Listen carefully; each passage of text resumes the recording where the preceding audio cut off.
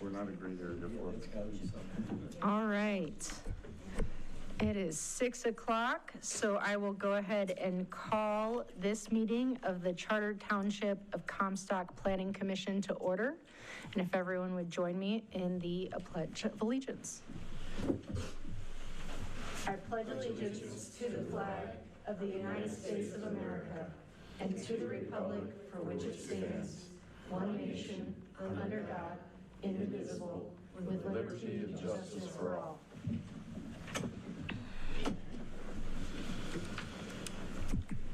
All right. So first up is the approval of the agenda, but I do think we need to amend the agenda. Yes, I think we need to add the enactment of a moratorium on data center applications. And then there's also a moratorium on solar and wind, too. So there's two separate moratoriums. Okay. So can we put that under old business just as one item, review of the Moratoriums. moratoriums? Okay.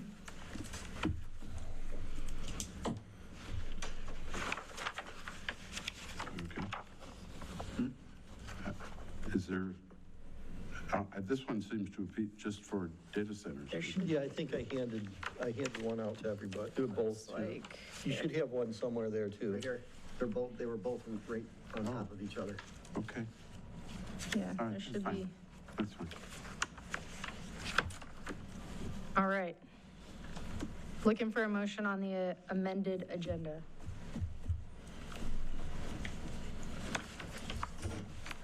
I move we approve the amended agenda. Support. Motion made by Commissioner Weintraub, supported by Commissioner Sherwood and Commissioner Nichols. All in favor, please say aye. Aye. All opposed? Motion passes. Moving on to the approval of the minutes. I don't believe we have minutes in here. So moving ahead. All right, moving on to citizen comment. A citizen may state their name and address and may speak only one time for no more than 3 minutes. This time may not be given to another citizen to extend their time. The person speaking has the floor and no other citizen shall speak during someone else's time. During this time, you will be making statements to the board without discussion from the board members, but you are welcome to make an appointment with planning and zoning staff to discuss your comments further. Please keep comments clean and respectful. Renewable energy facilities.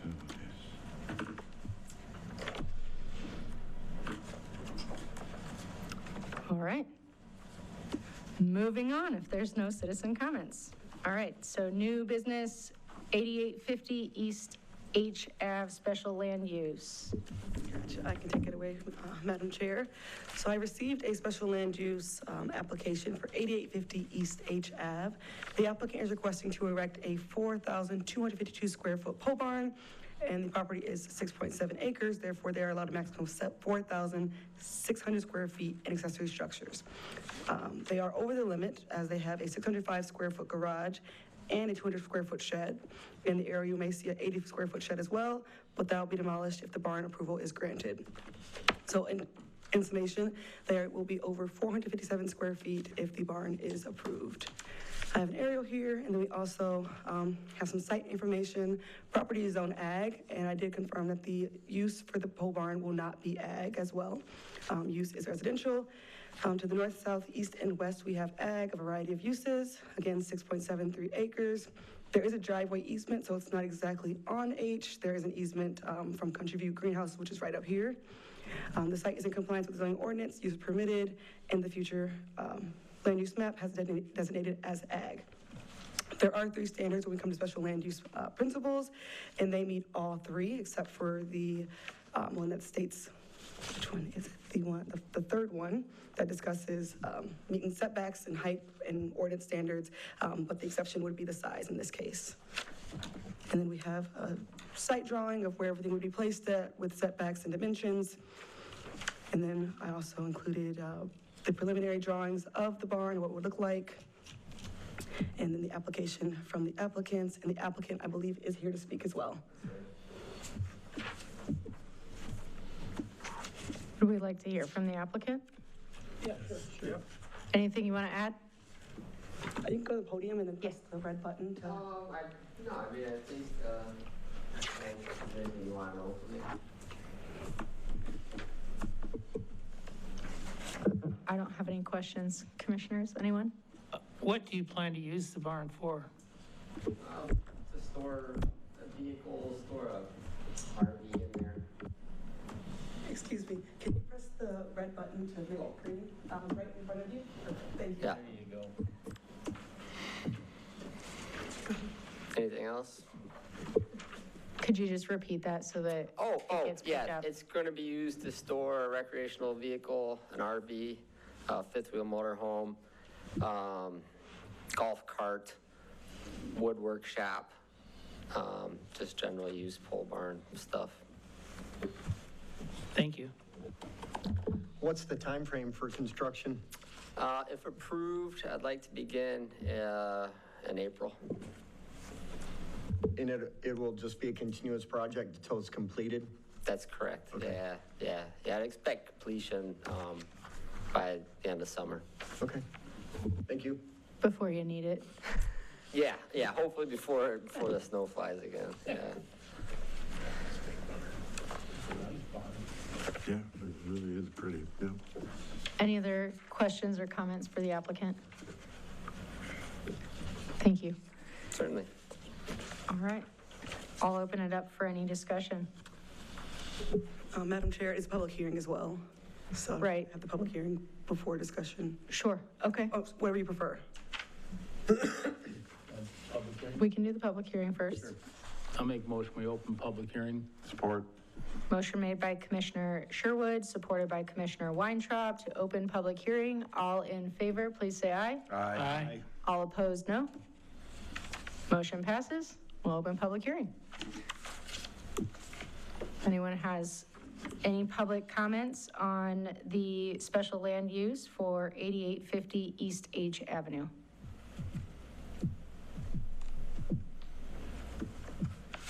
All right. I'll make a motion to close public hearing for 8850 East H Avenue. Support. Motion made by Treasurer Bloomfield, supported by Commissioner Kreitzer, to close public hearing. All in favor, please say aye. Aye. All opposed? Motion passes. Any discussion from the commission on this special land use? I think it's a beautiful design. It's a nice looking barn, probably will complement the surrounding area. Yeah, and I agree with that, with Country View being in front of it, which is a rather large greenhouse. There's barn, Bovins is right next door with a big barn. And there's Kenny's barn is across the street. So this will be the nicest looking barn in the whole area. So I think it's okay with 6.7 acres. I'm good with this. I'm also good with this too, because the way it sets back off a road and stuff like that, and he's got acres and stuff. I'm good with it. Yeah, I certainly don't have any problem with it. Looks like a real nice project, an appropriate place for it. The only comment I would have would be for you, Casey. His drawing does not meet the standards for a site plan. There's, specific requirements for a site plan for a special use like this, and doesn't have a north arrow, and it's missing location of the well and septic. So just as a precaution to you, in this case, it's a no-brainer, and I certainly wouldn't worry about that. But if we wanted to apply those standards to other site plans, we should require them consistently. I see no issues with it either, so I always like to see people build to make everything look nice and neat and clean instead of things sitting out where you've taken your hard-earned money to buy your toys. It's nice to see you store them, so I'm all for it. Thank you. I agree. I think it's beautiful. I think it fits the area. It's on, almost 7 acres. I don't see any reason to not support it. One question. Did we check the height? Text the applicant. Do you know how tall the structure will be? It is, I think there's a dimension on here, not off the top of my head. Okay, well, we ran into that. You did. They had to put a basement under there. 23 feet. Okay, Right, 23 feet. Thank you both. 3 3/4. okay. Yeah, exactly. Because we were 22 and we just bumped it to 25 with the new ordinance, so this is good. I think I was trying to design. That's why. Parameters. Yes. Could I ask, before you get ready to vote, that you go through, there's the staff findings on page 5. There's the 3 standards that this board has to consider. So you should at least read through each of those standards and see if board members, commission members agree with the factual findings of staff. Thank you, Attorney Thal. Yeah, I agree. I did read those myself and felt Casey did a great job summarizing them, with the only exception noting the size of the barn, which is what we're here to discuss. And that's where I made my note about that. It's section 51D that gives the requirements for a site plan for this specific situation. So, and it was when I read that requirement there that I went and actually went through the ordinance to see why this was a special use and what its requirements were. Do we need to waive our bylaws if we want to vote on this tonight, right? Okay. So that's before you all. Either we table it or we have to vote to, what's that? You should go through, at least verbally go through 1, 2, and 3, and see, ask board members if they have any additional comments than staff comments on each one. Okay.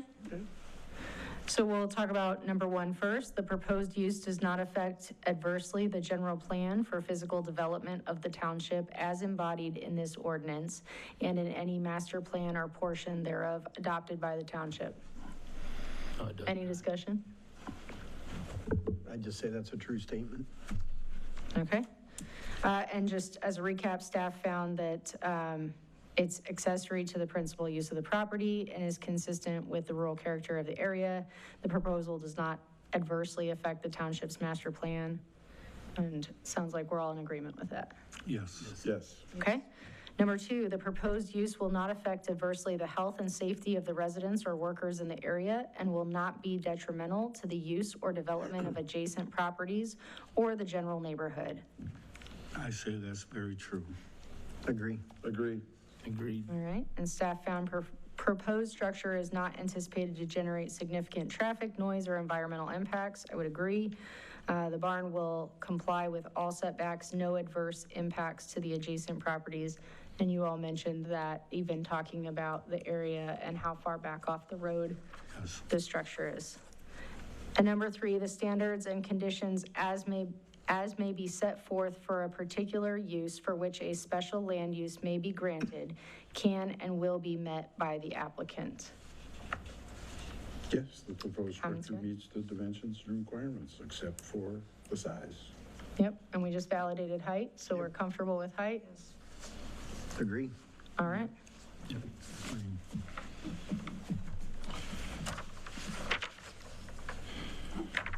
So the decision is how we want to move forward today, whether we want to table it or whether we want to, In this case, considering the lack of controversy and all the people that showed up for the public hearing, I would move that we waive our bylaws requirement and take final action tonight. Support. motion made by Commissioner Weintraub, supported by Commissioner Sherwood to waive action and waive our bylaws and take action tonight. Let's go ahead and do a roll call vote. Commissioner Nichols? Yes. Commissioner Sherwood? Yes. Commissioner Nowak? Yes. Commissioner Weintraub? Yes. Chair Lawrence? Yes. Commissioner Kreitzer? Yes. Treasurer Bloomfield? Yes. Motion passes 7 yeas, 0 nays. Thank you, Casey. All right. Then we'd be looking for a motion to take action on that. I'll make a motion to approve the special land use for the barn construction. Support. Motion made to approve the special land use for 8850 East H Avenue, made by Commissioner Noack, supported by Treasurer Bloomfield. Let's go ahead and just do another roll call for us. Casey, if you would. Commissioner Nichols? Yes. Commissioner Sherwood? Yes. Commissioner Nowak? Yes. Commissioner Weintraub? Yes. Chair Lawrence? Yes. Commissioner Kreitzer? Yes. Treasurer Bloomfield? Yes. Motion passes 7 yeas, 0 nays. Excellent. Nice.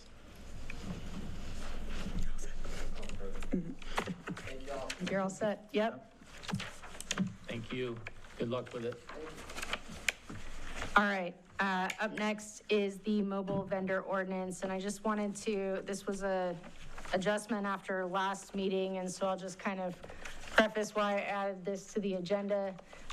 We heard from the resident who was looking to have a food truck at his business, and upon review of this ordinance, I found that we were lacking some specificity around a food truck on private property for public use. So when we discussed it, we sort of said, hey, it would have a site plan, but that's not explicitly called out in the ordinance anywhere. Additionally, we run the risk of if there is a site plan and this vehicle that is licensed to move leaves property to go out and cater a wedding, now their site plan is not in compliance. So I think my thought in bringing it back forward was to come up with some sort of solution for those situations, since that seems to be how folks are wanting to use food trucks in our community anyway, and solve for that so that maybe we could help staff alleviate some of the concerns. So with that, I'll open it up and ask for some discussion and thoughts on it, but that was the reason for adding it back in here.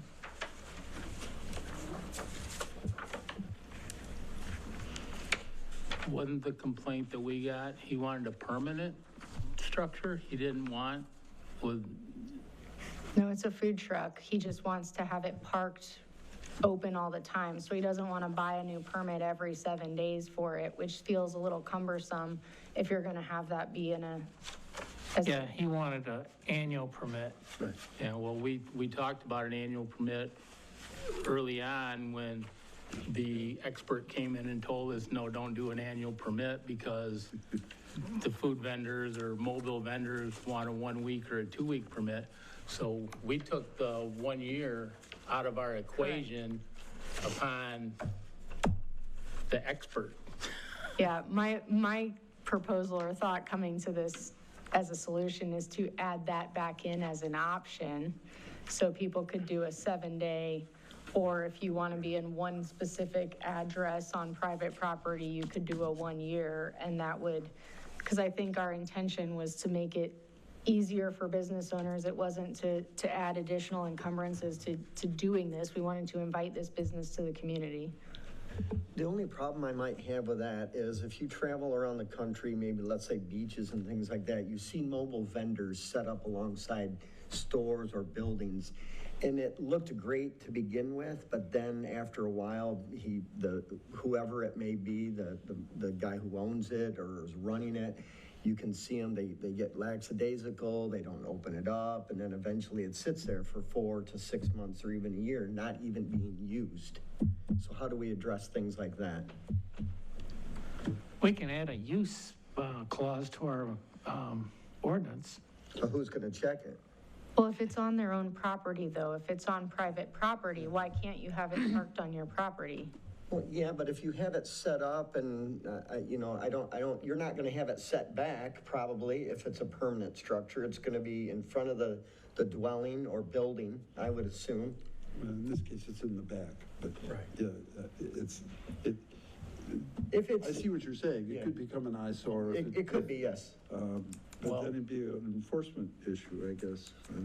But if you, Go ahead, I'm sorry. no, please. Well, we're not talking permanent structures, and I keep hearing that come up. We're talking mobile vendors. It'll become a permanent structure with flat tires and broken taillights and possibly. Well, we could require that it's still licensed. Chill. I didn't mean it that drastic. We can, I mean, if it's still licensed as a mobile vendor, then it would so like we could include language that requires it to still be, you know, licensed, mobile, able to be driven, whatever, and Not up on blocks. correct. Well, I know years ago when Gil was doing, and I brought this up to the board before, right over here at Gil's Market, Fridays, he would come outside, set up his tent, grill steaks, hamburgers, stuff that was gonna expire, so he got shut down for that by the township and had to add that to his site plan where he was gonna do his grilling and whatnot on Friday afternoons. And he had to have, you know, where it was gonna be, where his propane tanks were, this and that. And at that time, when he was doing it before that happened, because he was just gonna shut it down altogether, you know, he just had a can out there that you'd throw the cash in and whatnot. Then they made it so you had to order there, go inside and pay, then come back outside. So he had to go through all that with an attachment to his site plan for his store over there. So I think if somebody's gonna have something that's gonna sit year round, it needs to be part of their site plan. I mean, I is this guy disagree. gonna move this thing? I think No, we should and- simplify it. I feel for that person that went through that, and I think we should make it easier. But I for have another someone. example, not to be harsh, but Ben up at Soil Friends, his food truck sits there year-round, same spot. You know, he was told at one time that he had to revise his site plan for that. So, you know, now we're opening up a can of worms, I think.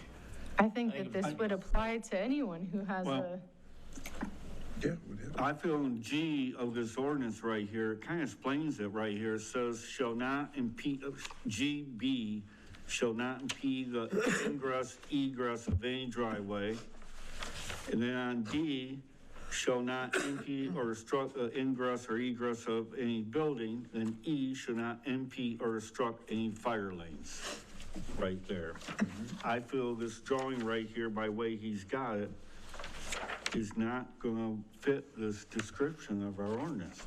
We can't write anything just for him, though, is Right. what it's No, it has all to be about. for everybody. For That's what I'm everybody, talking about. yeah. Right. That's what I'm talking about. Yeah, And that's any mobile vendor, pet grooming or anything, and that's, you know, we talked about one year when we first did this. And I think not offering some sort of a solution for a longer term is a mistake, because I think that in every situation, Casey, every situation that we've had somebody inquire about a food truck thus far, am I correct in saying, has been someone who's looking for like a long-term solution in our community? Yes, we had that first one who came in and it dropped out, and then we had the second one who was here last Thursday. Those are the only two I've had thus far.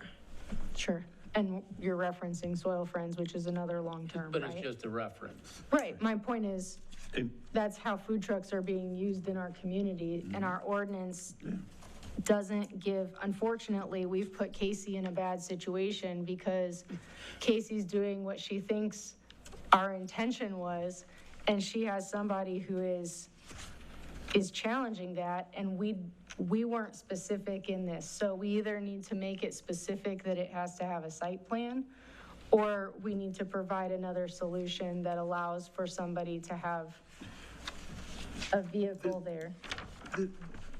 It seems there's another factor here. Someone who wants a permanent license like this has a piece of property to park it on, whereas a true mobile vendor is coming in from out of town, and for them, it is appropriate to get a week or a month or something at a time. So perhaps the way to help define that is that they have to have a piece of Comstock Township property available to park that truck on permanently. They can't just buy a license and then park it in a legal parking spot, or on the side of the road somewhere. Can you do food vendor and mobile vendor? Like separate them?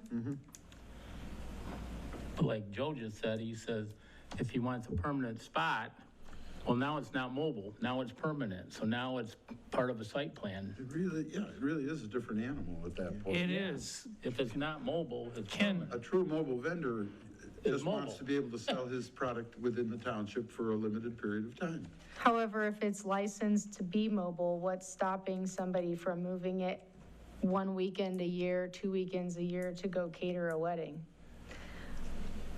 well, would that, Or bar mitzvah, or, insert event here. Attorney Thal, would that, taking it off, moving it, would that cause a problem with his site plan? If what? If, let's say we said he had to have a site plan to do it, so he gets a site plan, and then he wants to move it to an activity 2 or 3 times a year. Would that cause him I don't believe it would, because you could build into the site plan that it might be off. I mean, it's just a spot on the site where that food truck can be located. Right. It doesn't have to be located there all the time, but you have to design the site so, and it could be done administratively too. So if you're thinking maybe site plan is too restrictive, you could have an administrative review to make sure that it doesn't interfere with the approved site plan. So it doesn't interfere with any of the traffic issues, doesn't interfere with ingress, egress of the actual site plan. You could do something administratively, so then it doesn't have to come back here for approvals and things of that sort. That's one idea. Another could be that, maybe you don't do it for a full year, because then it does have to move. Maybe, are they going to use it in the wintertime? Things like that. Should it sit there, all winter if it's just not being used? Or should it go to wherever the food truck should be located otherwise? Those are just some of the questions, to think about, because it's not really a restaurant, and they do directly compete. A lot of times you'll find restaurant owners do not want to see permanent food trucks because it competes against the brick and mortar restaurant.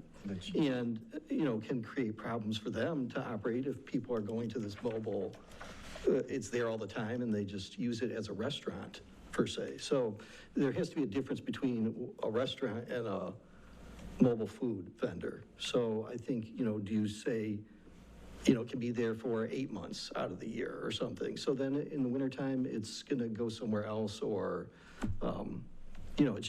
it will have to be movable.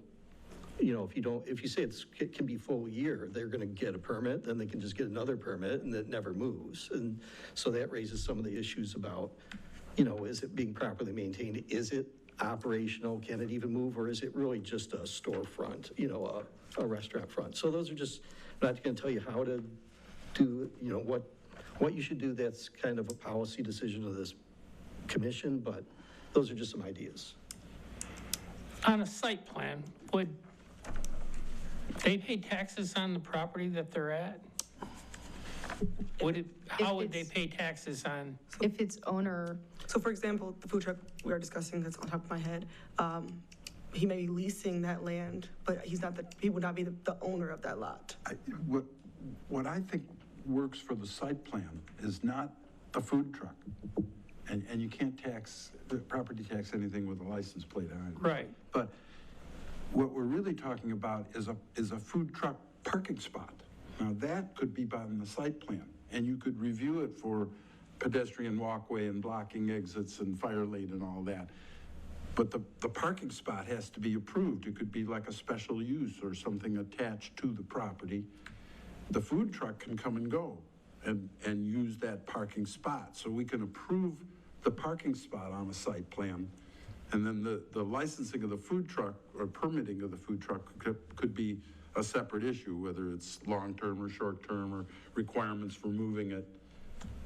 So the site plan, I think, deals with where the truck is parked. And that's what we originally talked about. I wouldn't be opposed to that concept, although I think that I just don't want somebody to have to go back to get architectural drawings for, Oh, no, a drawing like our yellow folder man did is Right. more or less adequate. I mean, a few more dimensions might have been helpful, Yeah, I but mean, again, no, it doesn't have to be a sealed drawing for adding a parking spot behind that restaurant. But it needs setbacks and sizes on it. Yeah, it needs a few more Needs to be dimensions. drawn properly. I mean, the drawing's agree. fine, but it needs setbacks and it needs Dimensions. So that we know that the right-of-way is clear. And the north passage and is all clear. that stuff. And is he using is he using a mobile truck or what kind of structure was he gonna put there? Remember, we're doing this for everybody, not just Well, I one know, but- person. Right. Well, and if we made it a special use, if the owner of the property had to have a special use in order to park a food truck there, that would hold a I public wouldn't be in hearing. favor of that. I think that that's overcomplicating the cornflakes. But neighbors should have an opportunity to object to that. For instance, if there were other restaurants in the area, they might not want a food truck parked in that alley there. So I think there could be concerns with, approving this as a zoning. That's my feeling on that. Yeah. What would be the difference then if somebody just getting a repeat every week mobile vendor permit? Like, why wouldn't they just bypass it that way? It would be a pain in the butt, but like, why wouldn't, you know what I mean? My point is, like, I think we're trying to overcreate this big solve for something. I'm in favor of site plan, I'm in favor of parking spot. I think it could be administratively reviewed as long as egress and all of the things are protected. I don't think that we have to create it as a special land use where it has to then come back before the commission. That's my differing position. I have a couple things. I think they should do a 3-month or 6-month permit. I think we should do that. But then we go read 4D, it says storage of equipment. All equipment associated with the operation of a vendor must be removed from the premises at the conclusion of daily operations. Again, I think our challenge is private property. How do we force you to remove something off of your own property when your property is where perhaps you store it? Well, I just want to throw in here that I think we need to think about how long. A year may be too long, but we're seasonal. I don't care what food vendor you're looking at, we're all seasonal. I'm not one of them, but you will not see anybody out there after November traditionally unless they're downtown for an event or if we held something in downtown Comstock or at one of the parks where it's a special event for one day or a weekend. You're going to see people close up when the leaves fall and people slow down being outside. So I think first, as far as the length of time, I think you're overthinking that because people aren't going to stay in those because they're not warm enough. They're not built to be open year round in the state of Michigan. So, and the first time we talked, we did talk about 6 to 8 months, so we did talk about that the first time around, so. And then we ended up with the 1 and 2 week permits where Right. we did talk about extended permits, but then that vehicle had to be moved. Yeah. Well, I think it goes back to ordinance also with some of the concerns I've heard. As far as if it's starting to look trashy around it or whatever. Oh, right, And it yes. also goes back, ordinance and the person who's leasing in that space to park.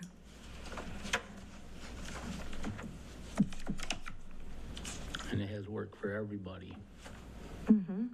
Agreed.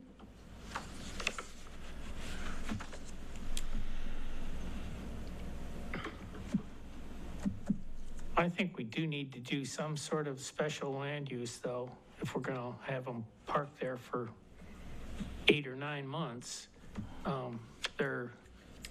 If they park anywhere, they could be right next door to a restaurant that pays a lot more taxes than they will. And that's not fair. So they're gonna open, let's say they open what, April 1st? And what are they gonna run through? November 10? that's why I suggested 6 months. Yeah. But that's gonna be parked there for a year, potentially. Could be. Is he gonna pick up his chairs and his tables Is he gonna put everything inside it? Or is he just gonna shut the awning and the door and turn the power off and come back at it Next morning. in April?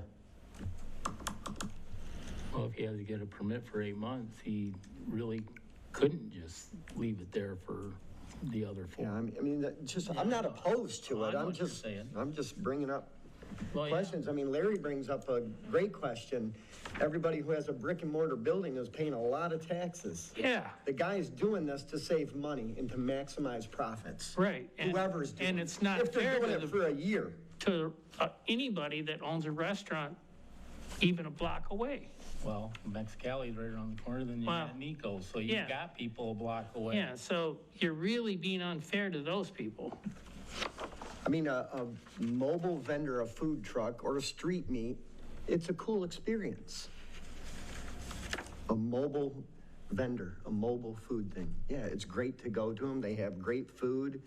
That's probably why people frequent them. That's why it's mobile. not That's permanent. why our ordinance is mobile vendors. That's right. And if we want to, I mean, in theory, we can leave it as is with the intent that was there, and we just can specify a site plan needs to be done. We have options here. I just want to be clear because questions have come up, and it makes staff's job a lot easier if we're clear. And when I read back through this, I felt that we addressed private property in the sense of using the truck for private events, but we didn't discuss, but we omit private property for public events or public use. And so that was where I felt we have a vagueness that we could correct.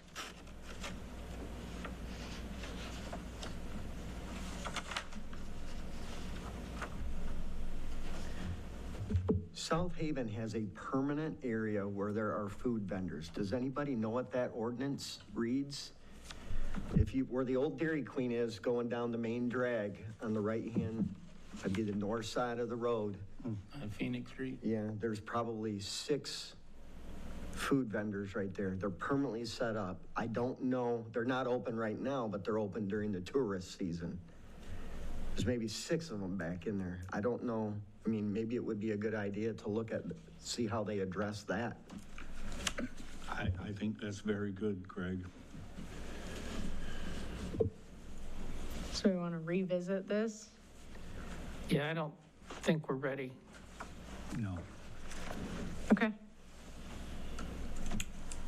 Then we will let that one ride unless there's any further discussion on it. No, I think we need to do some due diligence on it. Okay.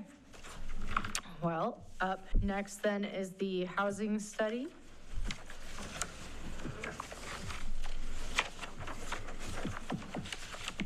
So we'll invite Emily to the podium. Oh, I heard. Is that an update?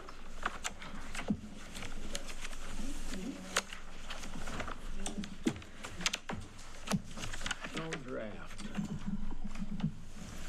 Yes, so I would like to apologize first. There is no physical draft in front of you.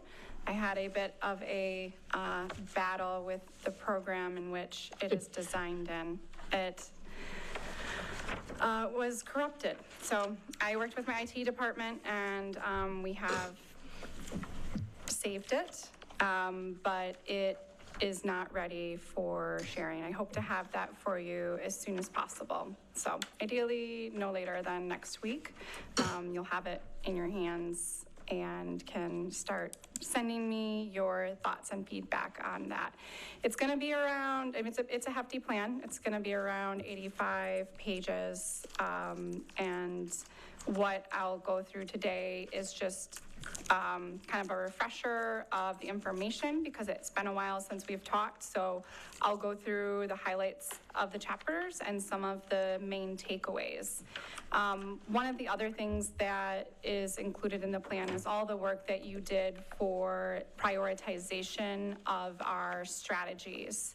So all of the strategies will be included, and I will be looking for feedback on some of those measurable components of those strategies. So in strategies, it's really important to make sure that we're creating not only the prioritization, so we know what needs to take place first, but also a measurable action item that allows you to see if there is success or measure success in some way. So that, I'm just would like you to pay special attention to that within the plan. But other than that, I am going to, and feel free to ask questions as well. But I'm just going to give kind of a nice overview for those who have not been on the journey with us, right? So actually, let me do this too. Okay, so I always like to remind everyone and the public of why we do this. Why is this important, right? We're looking to coordinate a lot of the moving parts and pieces. Creating a plan helps us to connect partners and allows us to coordinate, collaborate, and activate what tools and resources we have.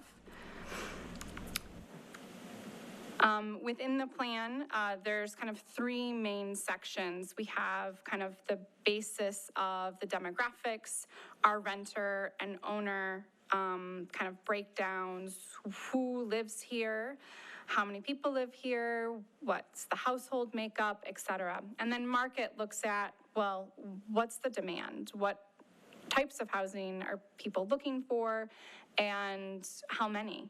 And then the strategies is what we worked on diligently together. So we're taking proven methodologies and best practices from our state and the nation to make sure that we're addressing the issues that were presented in the previous chapters with the data.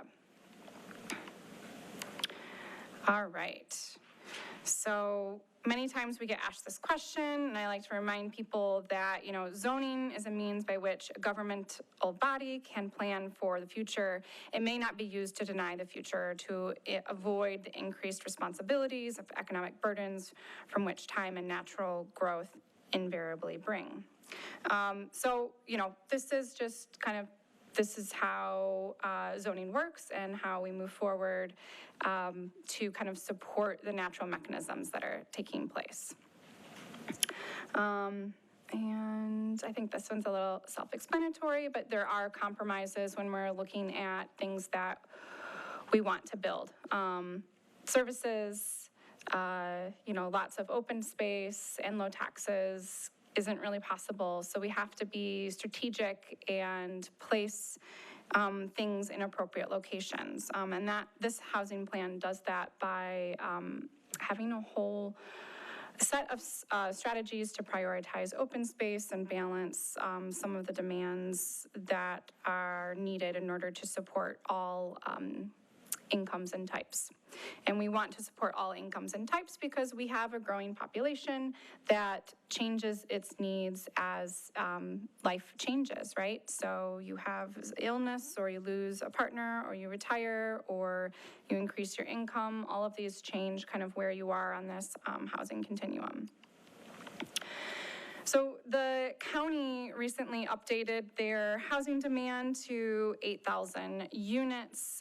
We've calculated that the Comstock Township demand is around 175 units. And we have broken that down further within the plan. So that is around 101 single-family homes, 34 attached. So that could be duplexes, triplexes, et cetera. 18 mid-sized multifamily homes, that is more around like 5 units, but fewer than 26. And then 9 units in apartment complexes, and then 9 for accessory dwelling units. And this is based on Comstock Township's rate of development pace with permitting, and also with just the demand portion and role that the township plays for the entire county. And one other, you know, and this is just kind of emphasizing the importance of zoning, because all of these points, if we're looking to build more housing, all of these points touch zoning in some way. The cost of land, well, the cost of land comes down to, max density, minimum lot widths or depths, your setbacks, how big of a building can I put on that price of land that's going to be the same price no matter what.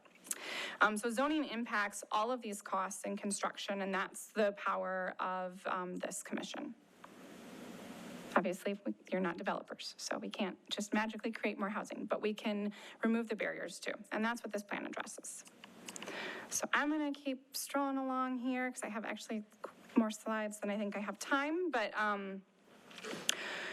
as we've been, I think, experiencing, but continue to see this gap between the price of our goods and services and homes and the average weekly wage. So the divide is just getting larger, and we can see that when we jump on Zillow and see the housing prices and hear, friends and relatives speak up to how things are more unaffordable. And that is mostly because, when we break down some of our primary service providers, like elementary school teachers or nurses, or even a bus driver, we're looking at price it, or even, school services, someone who makes $30,000, they can afford monthly rent at $800. That's going to be pretty tricky to find nowadays, even a mortgage. But, a welder at $45,000, around $1,200 a month. So really looking at how do we, provide housing for all the people and the parts and pieces that we need as a community.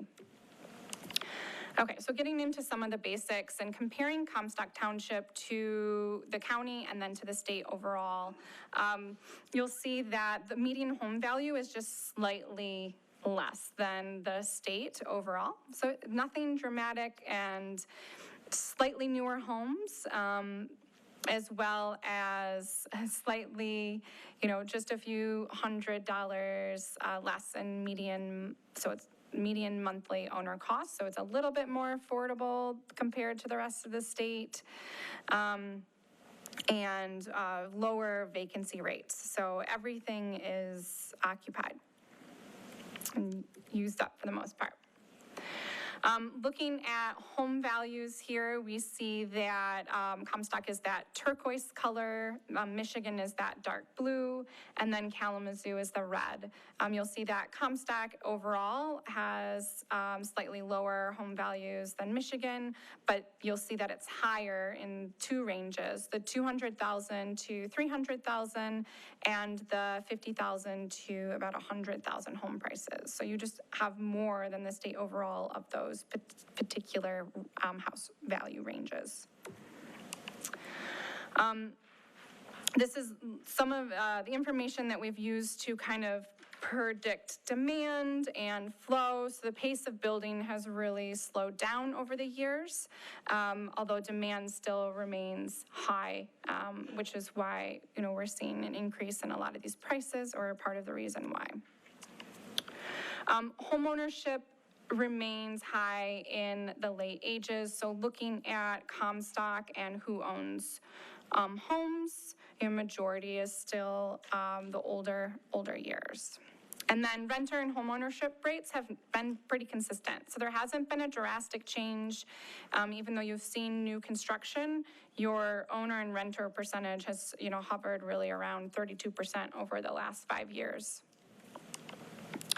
And then when we're looking at seniors, because you do have, an older population, a significant older population, we're looking at, most seniors do own their home with no mortgage, which is great. But you still have, the rough, just under 50%, so at 47% are still paying something, so still paying rent or their mortgage payments.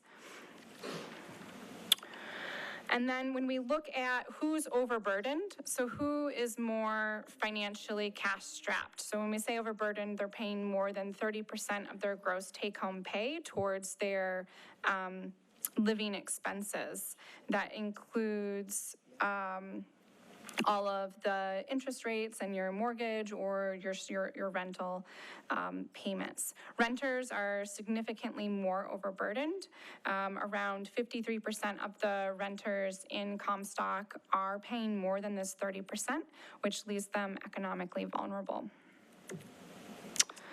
All right, and this is our survey. So we surveyed the Comstock Township residents to see how our American Community Survey census data matched with the survey responses and tried to get more trends in housing and more desires articulated.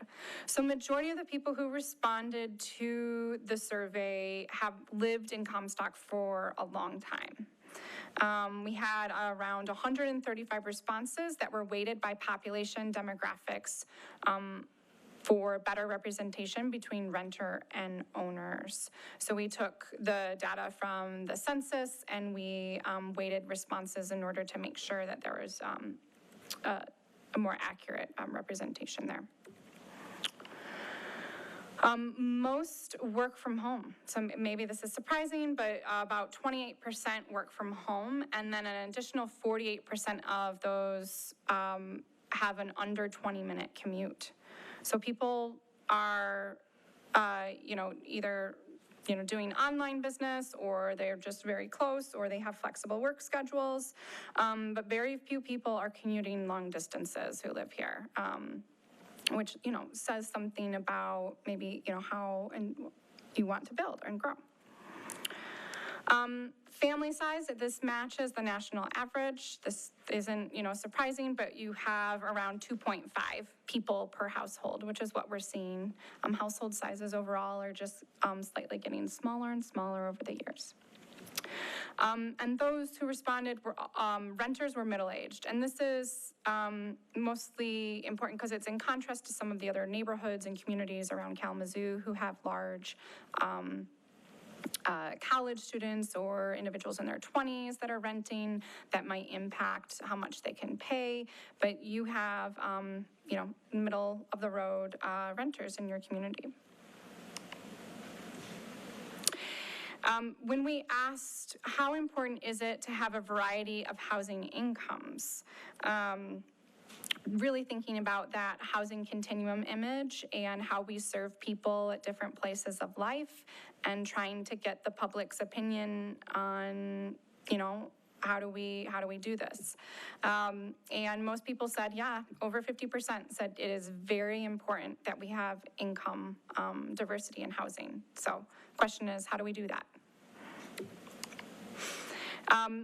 Our older ages, so the seniors ages 55 to 74, are more likely to move in 5 years. And ultimately, seniors living in housing that is larger than maybe their family size can create kind of a bottleneck for larger families who are looking to move in. But there's a kind of issue that we are probably aware of, but those looking to move are looking for affordable and smaller housing. And we found that, most people are not finding that. So why would they move in 5 years? We asked them, those that said that they would. More affordable, downsize, more rural. And then the fourth option was other, which included a range of comments like lower taxes, better schools, less maintenance, warmer climate, So when asking people what were some of the greatest challenges to when they were moving to Comstock, finding what they wanted. And we removed those individuals who had been here more than 10 years because we really wanted this to be a more recent perspective of issues versus some, issues that maybe were from 10 years ago. So we removed those who had been in the community longer, and for those who had been here 10 years or less, said it was just hard to find what they were looking for, hard to find price range, and the market was moving too quickly for them to really keep up and find what they needed. So movers wanted specific types of housing. So basically, among the same population, those 10 years or less, they were looking for, again, something that was affordable. This is similar to the renters looking to move, those that are affordable. They were looking for different types of housing, so senior options, condos, et cetera.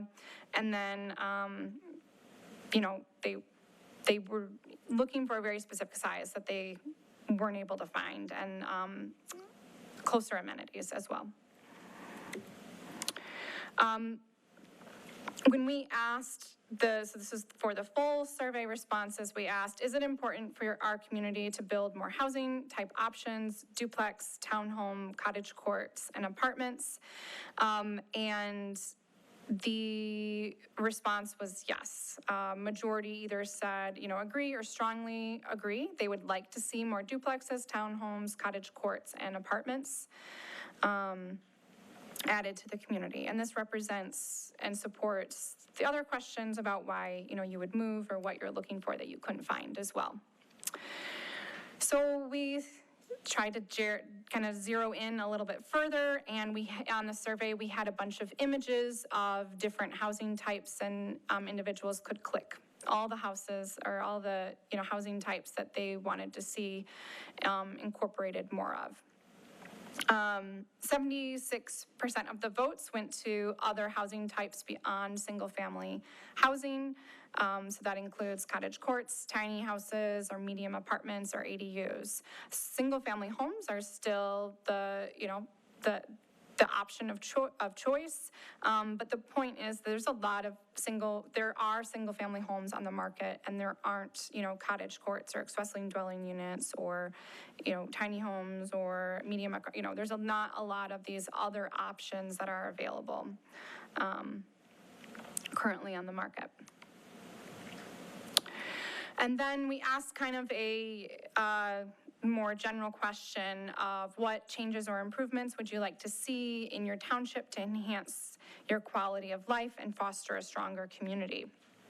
So not necessarily specific to housing, but still important and a good opportunity to kind of ask residents how, you know, planning could be better. So they spoke about improving appearances, mindful zoning, investing in the downtown, and addressing the homelessness were their top four. We had not all the questions were mandatory, so we had 78 written responses. So 78 people decided to, you know, write. But, you know, some examples from their written responses, one says, enforce the existing township codes for things like parking on front lawns, trailers on grass, and not on an approved surface, weeds and uncut lawns, junk cars and driveways, etc. Reduce crime. I am seeing more and more reports of shootings, robberies in the township. We wanted to build a home with a separate apartment for our parents, but currently laws don't allow that. Safer places to walk, ride bikes, more pedestrian friendly, but safe places to walk. And I'll read two more here. Assistance with removing existing housing with an emphasis on older and more historical homes. Affordable housing, 250K or less. Another person said, I would like to see a cleanup of run-down properties. And all of the comments will be included in the appendix of the plan, so you can read them all. I will remove any inappropriate ones. I think they were all appropriate, but yeah, people were very helpful in sharing their opinions and you know, really being honest about what they wanted to see, which is helpful. So in summary, just to kind of give you, okay, what all this information, but you know, renter and cost burden is substantial and concentrated among the lower income households, and particularly for Comstock, I don't know if I mentioned this on that particular slide, but in comparison to Kalamazoo County typically sees their burdened at $50,000 and less, and Comstock is around 35,000 and less, is where the majority of your overburden population is. There is a growing demand for diverse housing types beyond traditional single-family homes. Seniors represent an important demographic with affordability and downsizing needs, right? Not all, but many of our seniors have fixed income. Much of the housing stock is aging and will require ongoing investment. I mean, this can be said also, even though Comstock had slightly newer housing than the rest of the state. This is still, we still have old housing stock compared to many other parts of the nation. And to maintain those existing housing stocks is important. And this is why it's, a dedicated and prioritized strategy in the plan as well. Residents broadly support housing income diversity and expanded housing options. And then equity considerations are important, particularly given income disparities. So that is what I have for the slides. I'm happy to answer any questions or touch base on some of the housing strategies if you want to talk about those as well. I have a question. Yeah. So Michigan has pretty much had stagnant growth for almost 3 decades. Yeah. Where do we have a crisis all of a sudden for housing in numbers? Yeah, so it's more about pent-up demand. There's a lot of uncreated households, essentially. A lot of people are doubled up or living with their parents. A lot of people would prefer different housing types that aren't available. So there's like a shifting that kind of needs to take place. So it's not all based on population growth. The population of Comstock has mostly stayed the same when looking at it over a 5-year time period, but we haven't been building. And that's where that building permits slide kind of comes into play because of the economic, let's see if I can find this slide. There it is. So in 2008, we had a housing crash, right? And we lost a lot of contractors. So there's more issues at play than just more people. It's all of these systems. So we lost contractors as a state overall. They went to other states. We didn't get them back. We really just haven't been building housing. So there's a pent-up demand that is unmet, and that is causing the increase in prices as well as the increase in construction prices, which is outside of our control, right? And then the overall mismatch. So because there are not new supply of housing coming online, we don't see this shift that is typically done in markets where people so if something new and shiny comes and maybe it's more expensive, people who've been looking for something can now move into that. And then there's a filtering effect that takes place where then that unit opens up for someone who was looking to move into that neighborhood, or someone with a different income can now take that more affordable unit. So this filtering effect can't take place if we're not adding more supply. And because we haven't been building, it's more of like a backlog than a response to growing population. Hopefully that answers your question. The filtering effect. Actually, there's a whole long article on it if you would like to read. I'm happy to send it, but the Upjohn Institute, Evan Mass, did a whole article. And actually, I had it turned into a cartoon, so I can send that version too. So we had a little cartoon version as well explaining this filtering effect that typically takes place with supply. The filtering effect will help, does help affordable, but it doesn't help deeply affordable. But it helps overall the housing ecosystem, so supply is vital. And that's why many times you'll hear the conversation around housing be around, hey, we need more housing, all types, all sizes, all incomes. And not just maybe like this one income or that one income. It's because of the supply and demand at play and this filtering effect at play, and how this pent-up demand has been over the last few years. But yeah, that's a great question. And I'm happy to send the, both versions, the cartoon version and the fuller report version your way, so you can dive more into the filtering effect of housing supply. I have to assume that part of that filtering effect has also been impacted by interest rates, right? Because Yeah. if somebody wants to upgrade their home, they may have been affordable, that may have been affordable to do previously, but now with an interest rate on a higher cost home, that's going to be an impact too, right? So Yeah. there's some other factors. Yep.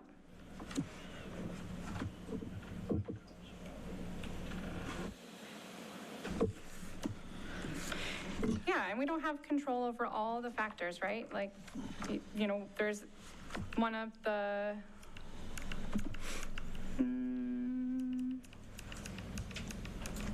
as, you know, in general, prices are, oh, I think that was in my, you know, prices are increasing. So housing, you know, this is, if we look at, often we'll look at trends from JK Realtors, but, you know, housing prices are, they're increasing. And you can see that even represented with just the average price index, which is what we have here in this slide. And ultimately, things are just getting harder to afford, and that includes housing, which makes everything a little more pinched. And, you know, this is just as, you know, a Zillow snapshot, you know, at 30,000, you have, you have this, you know, who can afford this? Well, you know, not your bartenders, maybe your nurse, oops, wrong button, just turned it off. It's back. I got overzealous. Right, so, yeah, maybe your, you know, manufacturer, but probably not your school services or your primary tech or your facilities person, or your cashier or your EMT, you know, they can't afford that house. So it's really just making sure that we have, you know, a plethora of options and different types and styles. And we do that through diversification. We do that through, you know, making sure we're placing homes in the right location and being smart about it. So it doesn't mean that, you know, you need to put, you know, multifamily or something everywhere. There needs to be a right location. So typically you look at corridors and access to amenities where there is already density and infrastructure. I have a question. Last night, the governor gave her State of Union address. She did, and I don't know if you heard it or not, but she did say that there are going to be incentives for builders to start building, for the builders, and also more incentives for people buying so they can get it in there. Yeah. As a realtor, I know what you're talking about because I deal with lenders. A person that could afford a $240,000 house can now only afford a $200,000 house. Yeah. Because of the way the interest rate. Interest rates. Interest It's interest rates.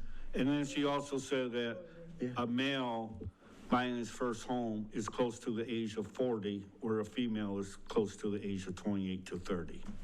Oh, There, so just what she shared Okay. last night. yeah. Yes. Ideally, we'll get more support. So that typically gets allocated to the state agencies like MISTA, the Michigan State Housing Development Authority, or MEDC, the Michigan Economic Development Corporation. And they have programs to fill gaps in performance for developers. But those programs are low on cash and gone, I can tell you that, because they're in high demand. So is there action you need from us tonight or feedback? Where are we at? No action is needed tonight, but the request is that when you have the draft in hand, hopefully very soon, as soon as I finish this battle with my InDesign document, then you will have the lovely PDF version. That'll be much easier to handle. And I will need your feedback on this, on the strategies. So, because you haven't, everyone, or most of you, not everyone, I had 4 votes on strategy prioritization. So I want you to look at those because that's your job to move those forward.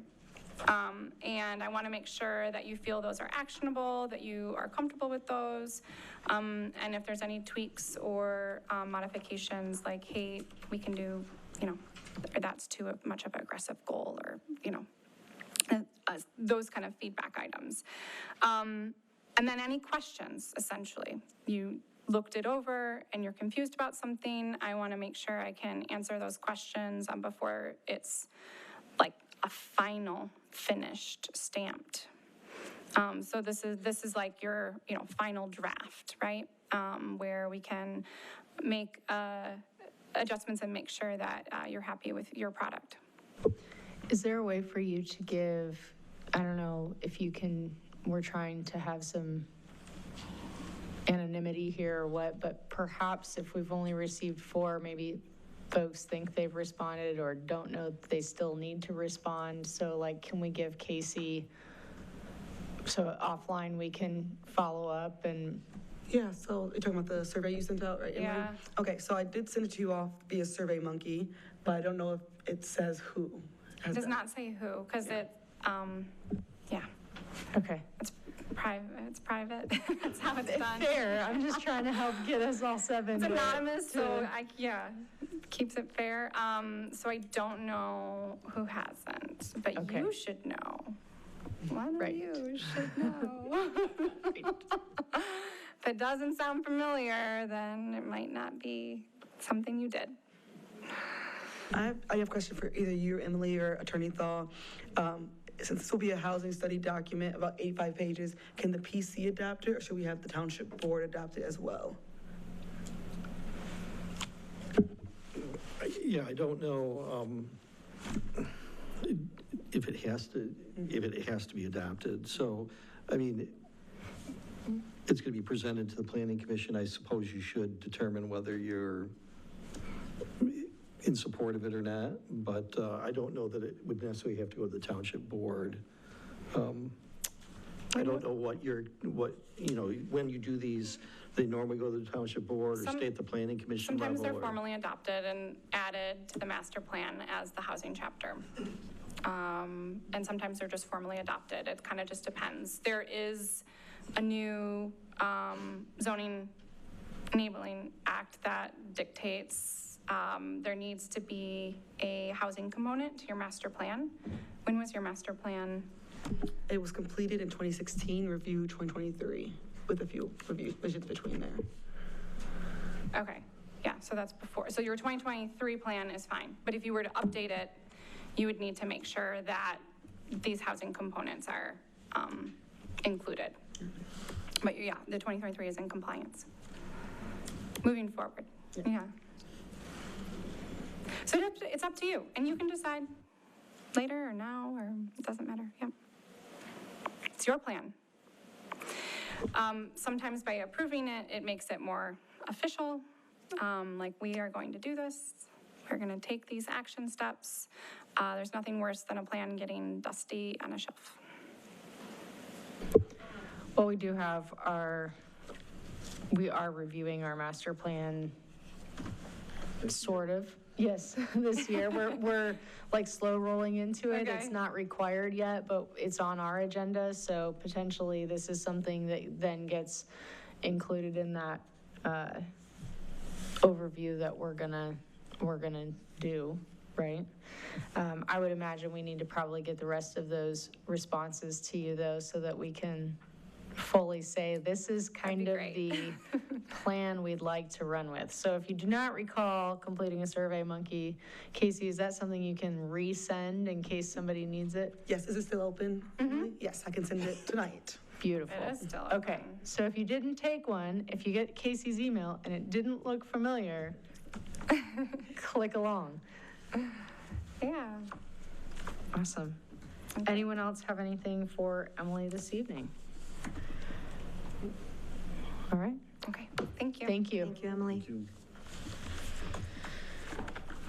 All right, Moving ahead to old business, we have the planned unit development with sample ordinances. I parked them at the end, yeah.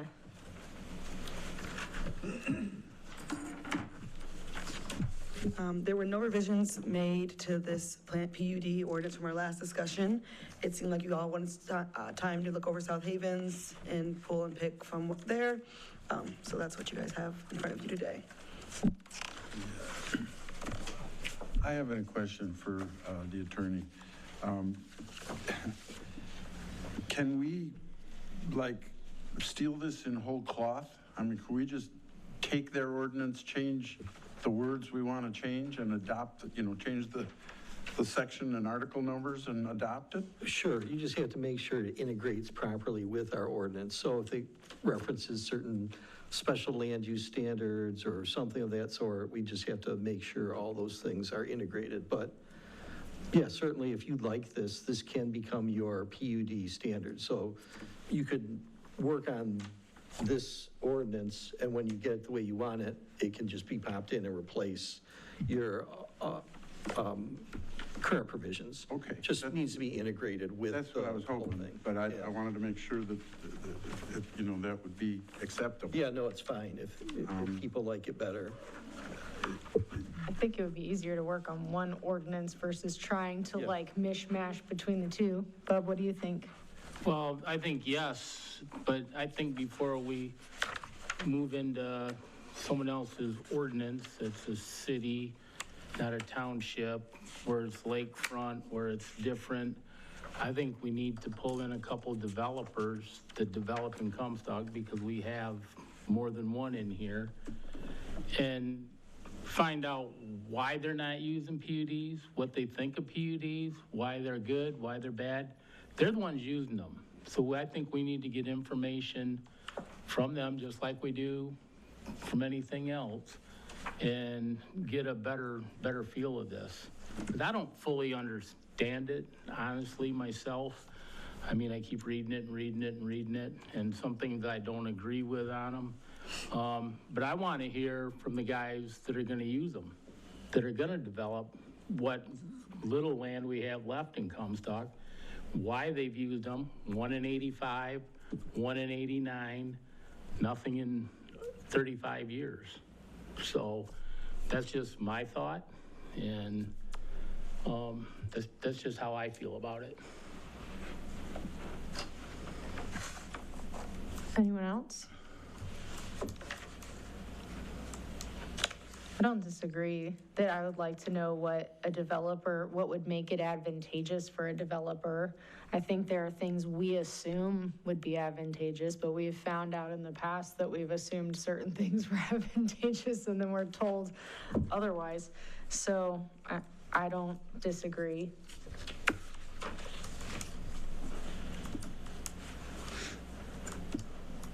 Joseph, what experience, I know you were kind of a part of this one.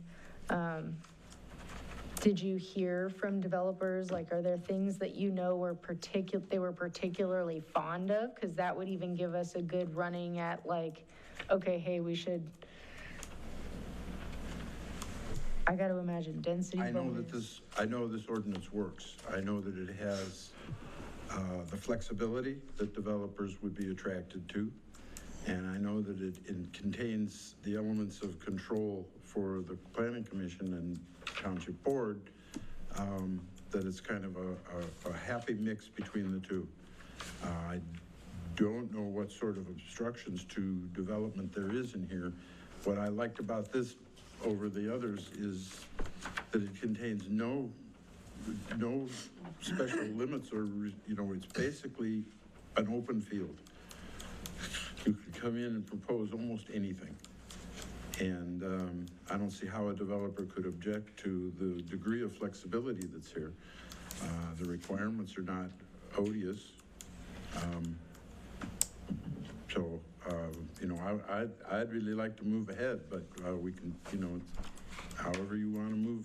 I wasn't sure what direction we wanted to go in. I was hoping we could go through this paragraph by paragraph and decide what we think needs to be changed. But even if we go ahead and do that, that's not preventing us from doing more research and deciding what's appropriate and what isn't. Greg gave you a thumbs up. Yeah, I like what Joe said, paragraph by paragraph.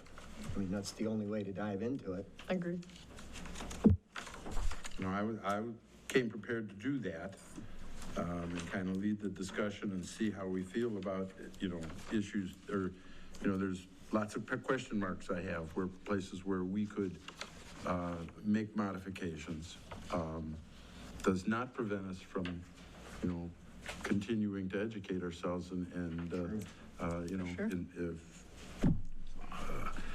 you know, it depends on what pace you want to move at.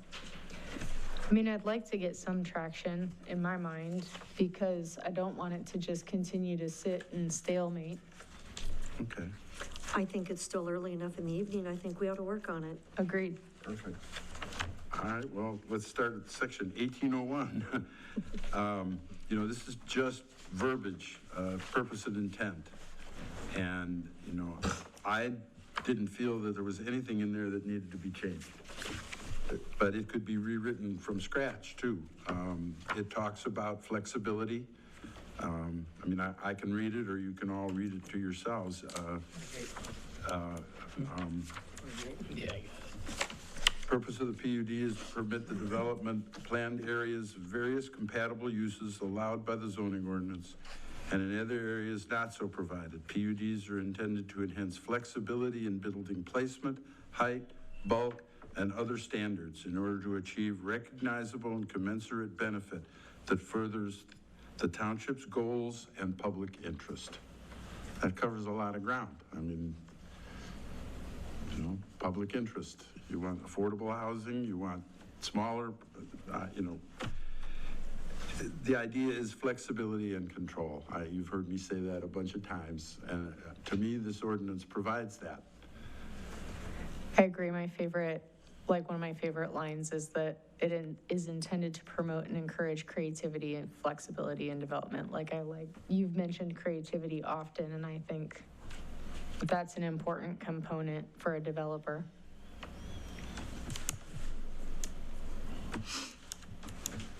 I agree. My opinion is I agree the purpose and intent is, I don't know that needs a ton of reworking.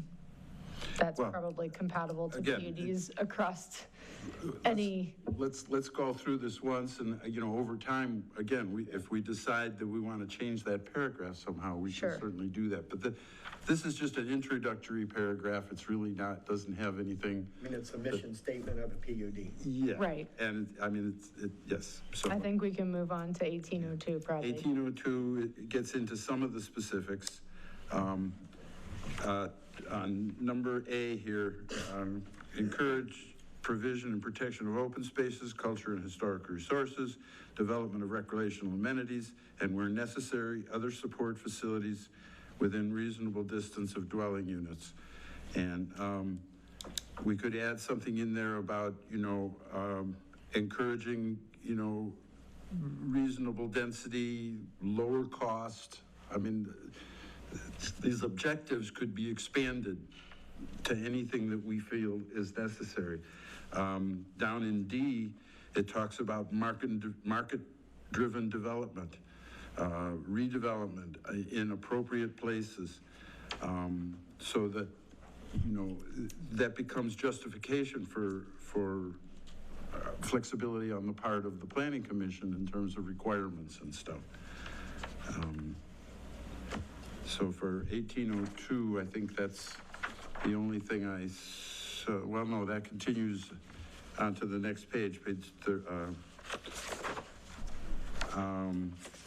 under qualifying conditions, number B, it talks about minimum acreage. Now, it calls for 2 acres, and I thought that might be appropriate, but certainly that's something we might want to look at as the minimum for a residential PUD. That seems a little low to me. Okay. I don't know. It's just a thought. Well, If you look at the one we had, it was pretty large. I thought it was too large, Maybe 5 acres is more appropriate. That's something that we should but discuss. I don't know. What I would say is, we're looking at something that was done for a city, so it's much more densely populated. They don't have large tracts of land to develop. They might for redevelopment, but you're going to tend to see smaller sizes. So for the township, it would be appropriate to maybe consider larger size. 5 or 10, yeah, Yeah, something absolutely. larger. Well, and then again, this does allow for non-residential PUDs also. And for those, there is no required minimum. And I think that's because, again, this would probably be in a business district or a commercial or industrial district where lot sizes are not so huge. And so, half acre or 3/4 acres parcels are more appropriate. So I think that's why it was written that way. This ordinance requires all PUDs to be connected to public water and sanitary service. Again, in the township, maybe we would want to consider that on a case-by-case basis, rather than making it a hard rule, but Yeah. We'd have to, because we've got a lot of area that's not, Correct. That's not serviced, Yeah. so we Right. need to make sure we're not eliminating that.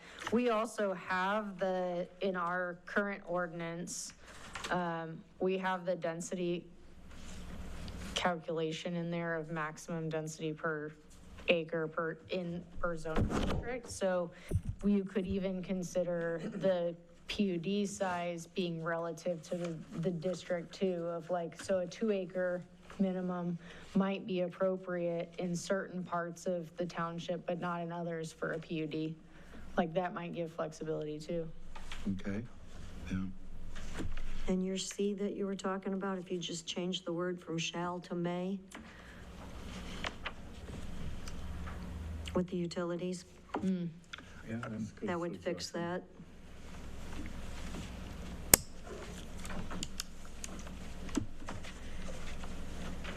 Or you could just say that, you could say shall and then be connected to Where public. available. Yeah, where.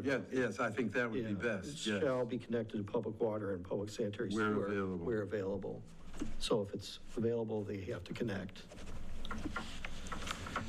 Now, this section 1803, I was going to ask Rob specifically for his opinion on that. We do have legacy PUDs, and they obviously need to be recognized. Whether this verbiage is adequate for us, I was less certain. So section 1803, where it refers to how legacy PUDs are handled, I would suggest we get an opinion from legal on that one. 1805, the non-residential and mixed use. I didn't have, I have a question mark, use integrated. That number 1, I wasn't sure how strict we wanted to be. I know the intent of that is if you're building a mixed use, you want your buildings to be integrated, the commercial and the residential to have similar materials and appearance and stuff, and I think that's appropriate. In strictly a non-residential PUD, I'm not sure how intrusive with architectural design we would want to be, and I maybe it's fine the way it's worded, but we could consider that. Other than that, I thought that this was appropriate. There are some numbers in here, but again, I think those are practical. If it's a mixed-use PUD, they want to make sure that the residential and the commercial kind of get built together. So you can't go ahead and just build the stores and not build the residential. That's what that paragraph, section 3A and B talks about, is the staging. But we're probably not going to have. Yeah, that's for the city, more densely city. Well, if something happened downtown, let's say, where, the Downtown Development Authority wanted to build a mixed-use building and stuff, and that would qualify for a PUD. Larry, you look like you had a question or something. No, I'm good. Okay. Am I going too fast here? No?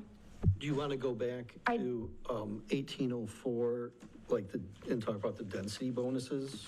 I do want to circle back before we do even to 1802, number 2B for the qualifying. We kind of brushed through the minimum acreage, but I do agree that 5 might be more appropriate. Larry, did you have an opinion on that? Well, I just thought 2 was too small.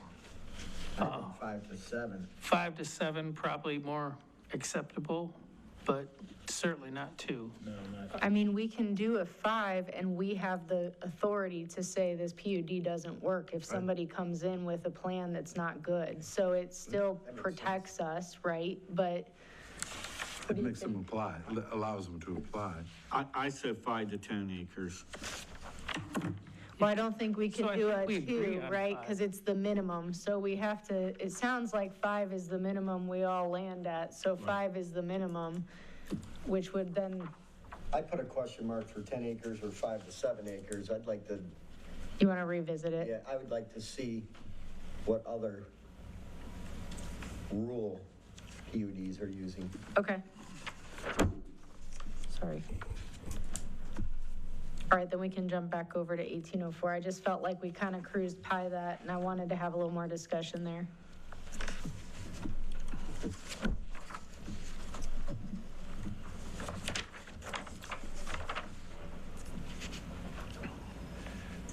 So residential density is where we're at. 1804, page 30 of our packet.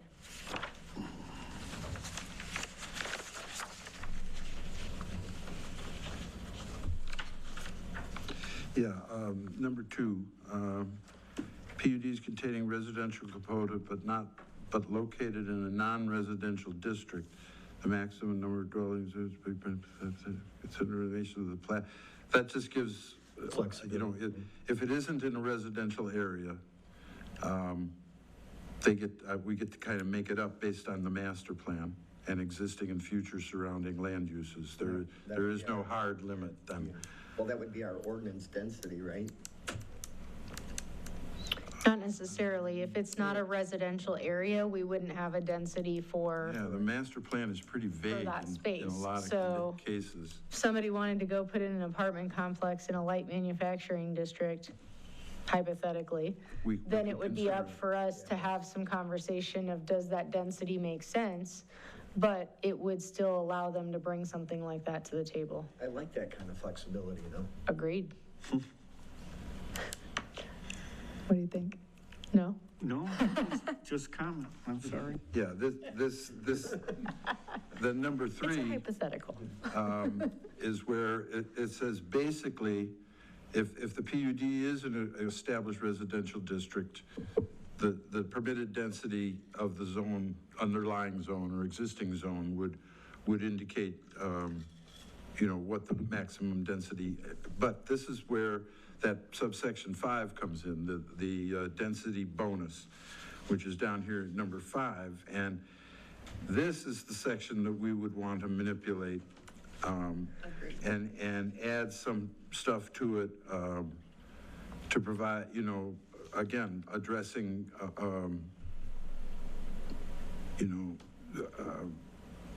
the stuff we kept getting hammered about by housing studies, saying we need smaller lots and we need increased density. Well, that covers all the, I think you add the density bonus for the cost, right? Like if we can keep for the costs, developer, right? no, Well, hopefully he would pass it on to right, buyers. right.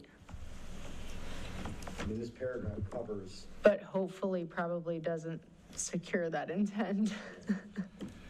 We want to give ourselves the option of allowing greater density when it's an appropriate and attractive plan. I mean, certainly When it's what we're good for the going to look at community. later is not Yeah. attractive, but this gives the developer an opportunity to provide an attractive way, an acceptable way of increasing the density or making it more affordable, if there is such a thing. I do think when you, so one of the things that I find favorable, and I find it in alignment with our master plan as it is today, is some of that preservation of additional open space. There are things that we can allow if a developer can preserve that or create some walking space, walking trails, things like that that our community is asking for, and they're able to preserve that. You give them the density bonus because they're gonna serve it's gonna be a dual purpose service. We're hearing we need lower, lower cost housing. And we also have a community that likes our open space. So that's where we gotta lean in and kind of find that middle ground.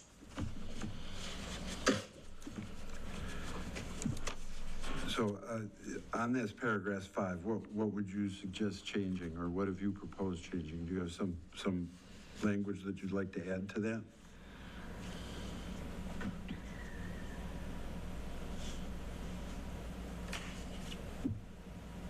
At the discretion of the Planning Commission, up to 25%, which seems substantial. I mean, at 8 units per acre, 25% would be an additional 2 or 3, something like that. It's 2, yeah. But that could be adjusted, and it says substantial and recognizable benefit in quotes down there. And I wasn't sure if there was some way we could expand that to include more options. It talks about, pathways and open space and public amenities and other things. Again, if there was some way we could incorporate affordability or lower maintenance or more demographically attractive or something. It's vague enough, I guess. Attorney Thal, is there a way to incorporate affordability legally? I don't think so. It would be difficult. It would be difficult to do. Now, you could have things that it could also be related to, the biggest thing that I normally see is when you're going to grant density is because of open space and amenities that you're providing, outdoor amenities and other things. So what they do is they'll cluster their infrastructure. So there's sewer lines. They don't have to put in as much sewer line. They don't have to put in as much water line. The roads are going to be more clustered, and then open space areas for people to use. So the language really is pretty good in here. A little tweak here or there, maybe, but the language overall is really, it says that, if it provides substantive additional amenities, that's good, or preserves substantive additional open space. Those are things that you're looking for. Substantial and recognizable benefit to the township. Yeah, and I think that could be that they're going to provide a certain type of housing or a certain cost of housing. We do, there's a lot of programs to encourage like a lower cost housing. And they do that. I don't know if anybody's ever talked about like the brownfields and the use of brownfields for residential development. But a couple years ago, they changed the statute for brownfields, and they just use it as a mechanism. It doesn't have to be a brownfield, but they allow for residential development on using the brownfield statute. And what it does is it allows the developer to recoup some of their costs for infrastructure development. If it costs them $5 million to put in sewer, water, and roads, they can capture back from a tax capture money to pay them all or some of it over like a 15-year, 12-year period. But it's all gone, it all goes through the County Brownfield Authority is the one that authorizes it, but it works with the township too as to authorize those types of things. There's also a new program too that they allow for developers to sell lower cost housing. So the house may cost $350,000. They're allowed then to maybe sell it for $250,000, and they use the recapture of taxes to recoup their loss on those houses. So they might say 20% of the houses are going to be sold at a reduced rate. And by doing that, we're in the plan, they expect the recapture of taxes to cover that lower cost house. So developers still making the same amount of money, it still costs whatever it costs, but there's ability to sell the houses for cheaper using this tax recapture. So there's different techniques out there that probably most developers moving forward are going to want to use those techniques to develop. They're going to want to have their infrastructure, at least in part, paid for, and they may want to sell the houses at a cheaper price, but, you know, the tax capture is paying for those, for it over a period of time.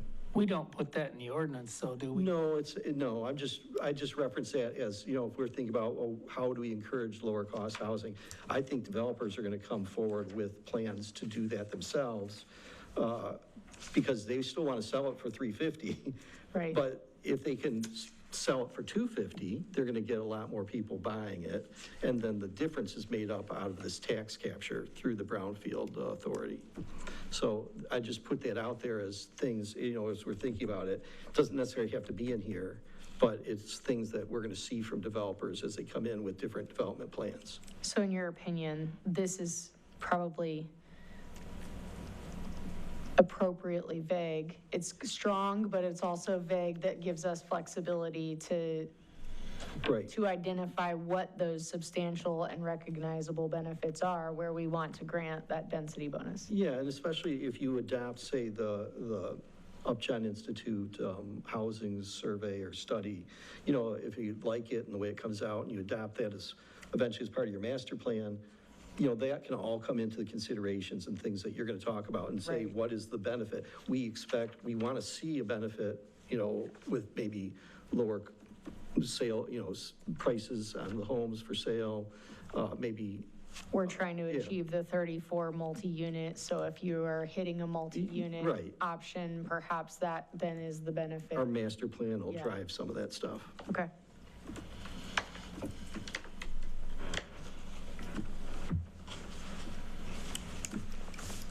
Any other thoughts about density bonus? We like it. Okay. 1805? 1805, as I mentioned, this talks about the non-residential or mixed-use PUDs, and I thought that was all pretty consistent and practical also.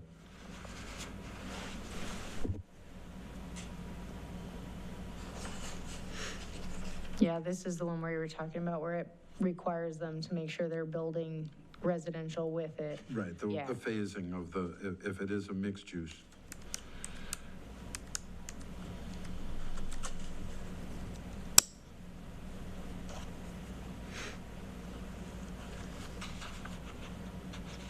Any opinions out there about any of that?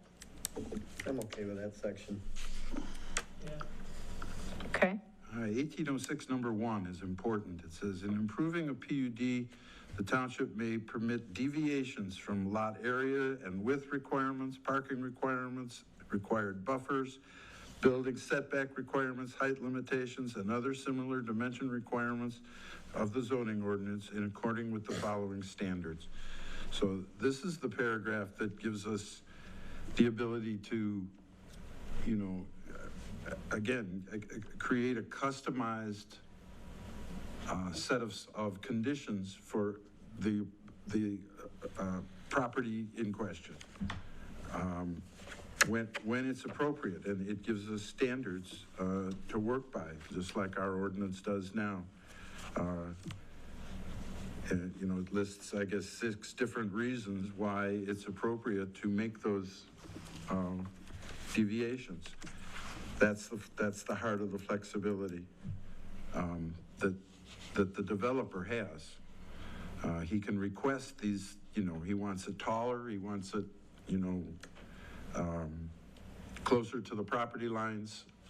This is the flexibility that we give the developer, but he has to sell us. He has to make us believe that it's necessary or that it provides one of these benefits, besides just increasing his profitability. That's why A is number 1. On the other page, on part 3, it says the township can impose conditions on the approval of the PUD that are necessary to ensure compliance with the standards of approval in this section and other applicable standards of the article. They're considered a part of the PUD approval and are, enforceable. And it goes on to open space unless, does anybody have any questions about that standard section? I mean, there's some very specific things in there, ecologically important, create and maintain habitat for wildlife, create and maintain improved open space, walkability, safety, improve the quality of the development for its residents.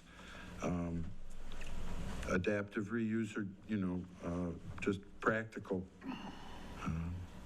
necessary for the development or redevelopment of such would not be feasible without those deviations. Well, feasible or as attractive. I mean, the idea is that if you're going to let them do that, there's some commensurate value for the project and the community. And again, the good old master plan is in there.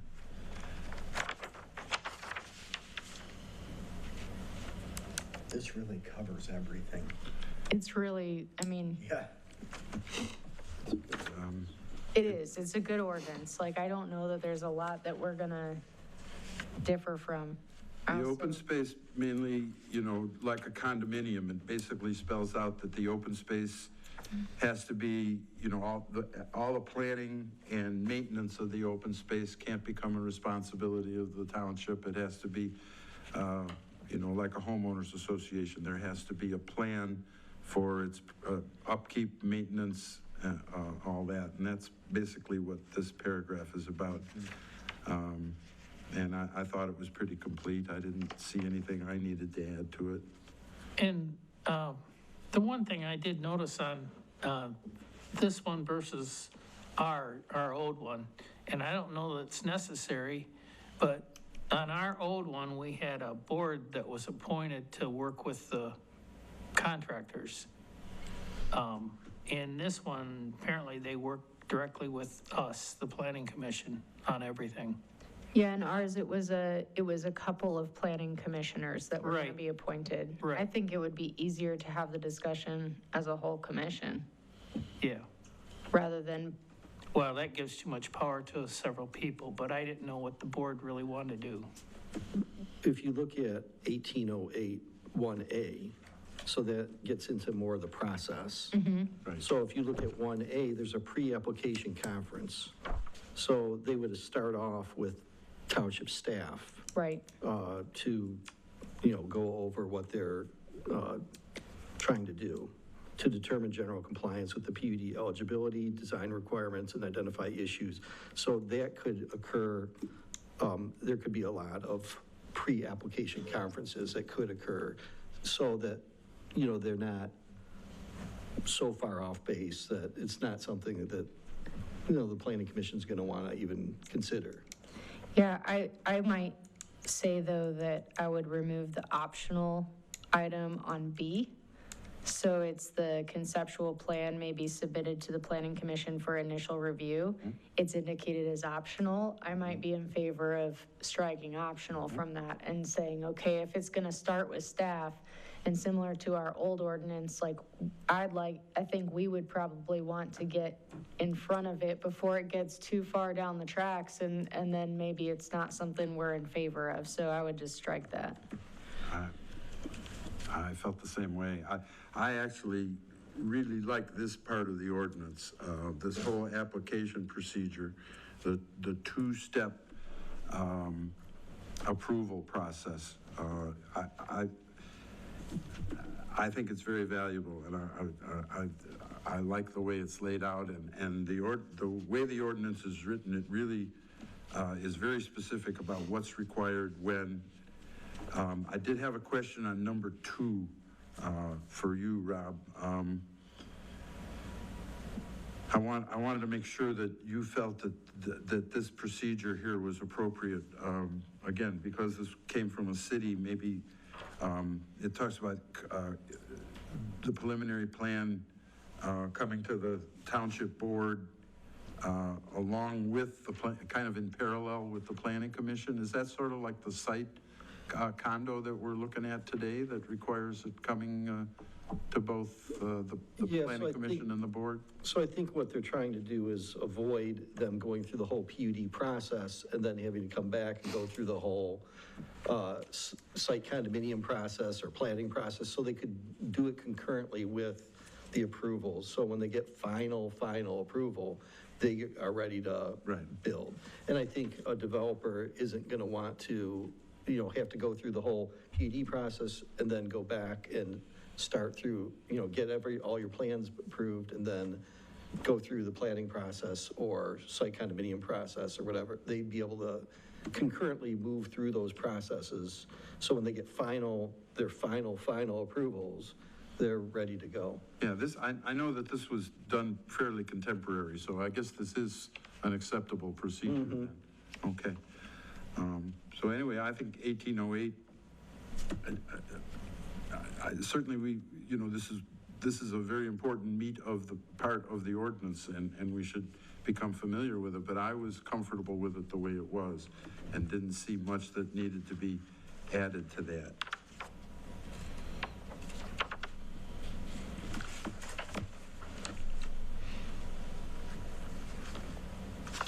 Does the final plan go through the township then?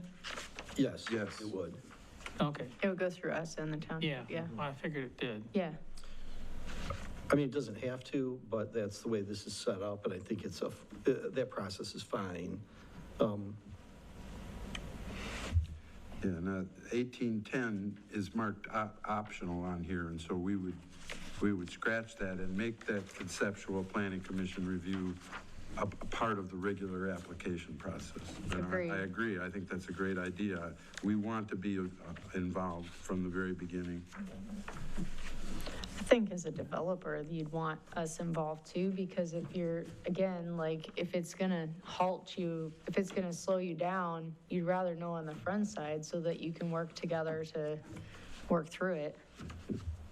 Yeah, before they have a ton of expenses. Right. It gets really expensive the further you go through the process.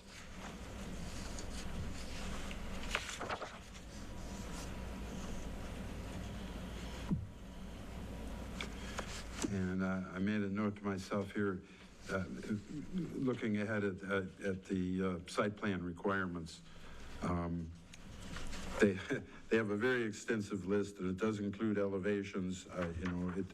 It really gives, you heard me say, what you're getting. And, this site plan contains everything you would need, but up at the top here, as part of number 1 under 1811, preliminary page plan shall at a 35. minimum contain the following information unless specific items are determined not to be pertinent. But I would add in there, and anything else requested by the commission or the zoning administrator. We should be able to request anything we want seen on that site plan so that we know what is proposed and what we're getting. Although it lists almost everything. I think you're still covered because it says at minimum contain the following information. Right, yeah. So I think that still leaves us the room to say, we have another question. And letter C under number 9 on page 36 of our packet, still under that same 1811 says the make planning additional- commission may require additional. right. So I think we're covered. I don't even think And up we'll above, change it. under J, under number 8, it talks about building elevations and footprints. So, Yeah. like I say, you're gonna know what you're getting.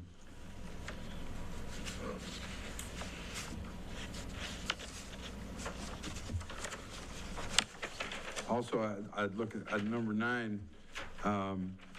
It talks about marketplace. It's it asks for a written narrative, which describes the PUD, and it says how the PUD is meeting the need in the marketplace, how the PUD will benefit the community, the overall vision of the property and the development, justification for any requested deviations. So I think that's a valuable requirement. I do have a question for everyone under number 2, Planning Commission Review, page 36 of our packet, letter A. It says, we can review at a regular or special, great. It says a public hearing shall be held by the planning commission for an application for a new PUD. For an amendment to an existing PUD, a public hearing by the planning commission is not required, but may be held at the discretion of the township. Is that something that you want to leave the option? Is that something you want to require? Is that something you want to? I do. Anytime we have a public hearing, though, it's a delay and a cost, because we gotta notify the public. But not saying that we shouldn't do that, but. But if it's a big enough change order to require that, I mean, then that would be our discretion. I mean, it's an amendment, but how big of an amendment? It might be something little, and if you had to go back through it. Right, exactly. Even if they want to relocate the dumpster, that would still be an amendment to the site plan, but it might not require a public hearing. Right, I think it almost has to be each amendment on its own basis. And I don't know how you do that. I mean, they're changeovers. What do you think? I agree, but I still say that because the amendment could be small, it could be big. I think it still should be a public hearing to be brought to there. I wonder if there's a way, Attorney Thal, that we could word it where it comes before, like, so it would come before us, and then we could either vote to have a public hearing or not type of thing. So if it is, I'm moving the dumpster, I think we could probably, I don't know, I'm trying to avoid the vagueness of staff having to make a determination of like, does this need a public hearing or does it not? Can you do a percentage of cost? Well, this paragraph says, it's not required, but may be held at the discretion of the. Correct, but who gets to, whose discretion is that, What right? instead of the city planning commission? Us. Yeah. The planning commissions. I Okay, mean, if we look at it and say, no, this needs a public hearing, then you have public hearing. If it can be amended then you amend it then. I'm aligned with that. You don't want to have a public hearing for a dumpster. Not at all, not at all, not what I was suggesting, to be clear. If you're gonna have chickens, To be clear, not what I was suggesting, okay.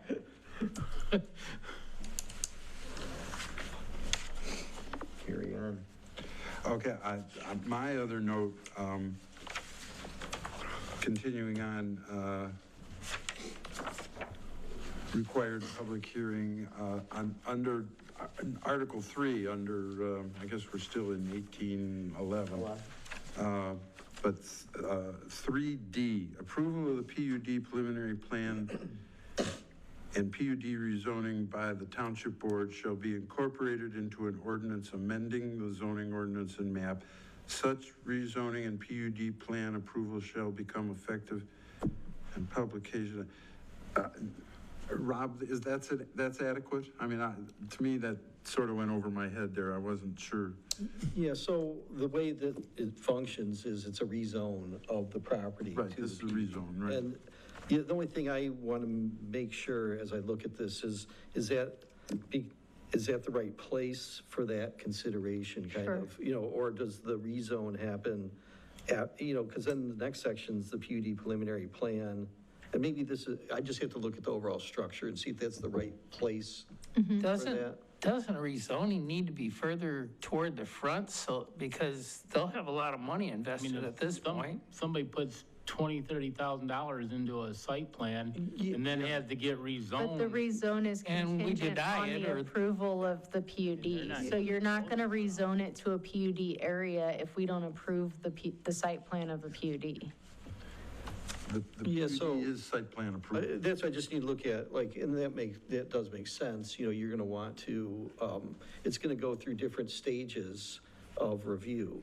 And I just have to think about what stage that should be at. But you're right, I mean, it should happen at an early stage, because then they're going to go through and do more detailed engineered drawings and construction drawings, and all those things come later than the first approvals, because How often does it go to the township for approval?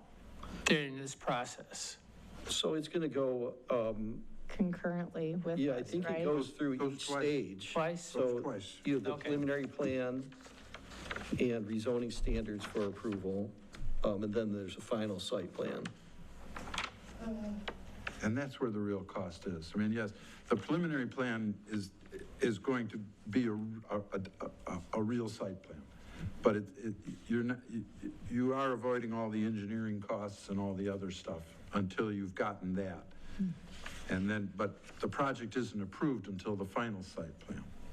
So it is a two-step process. Yeah, because that would stop anybody from doing anything if they thought they had to invest $20,000 and then find that they may not get, yeah, they may not be able to rezone it. But if it's a $5 million project, they're gonna have all that stuff anyways. Yeah. Yeah.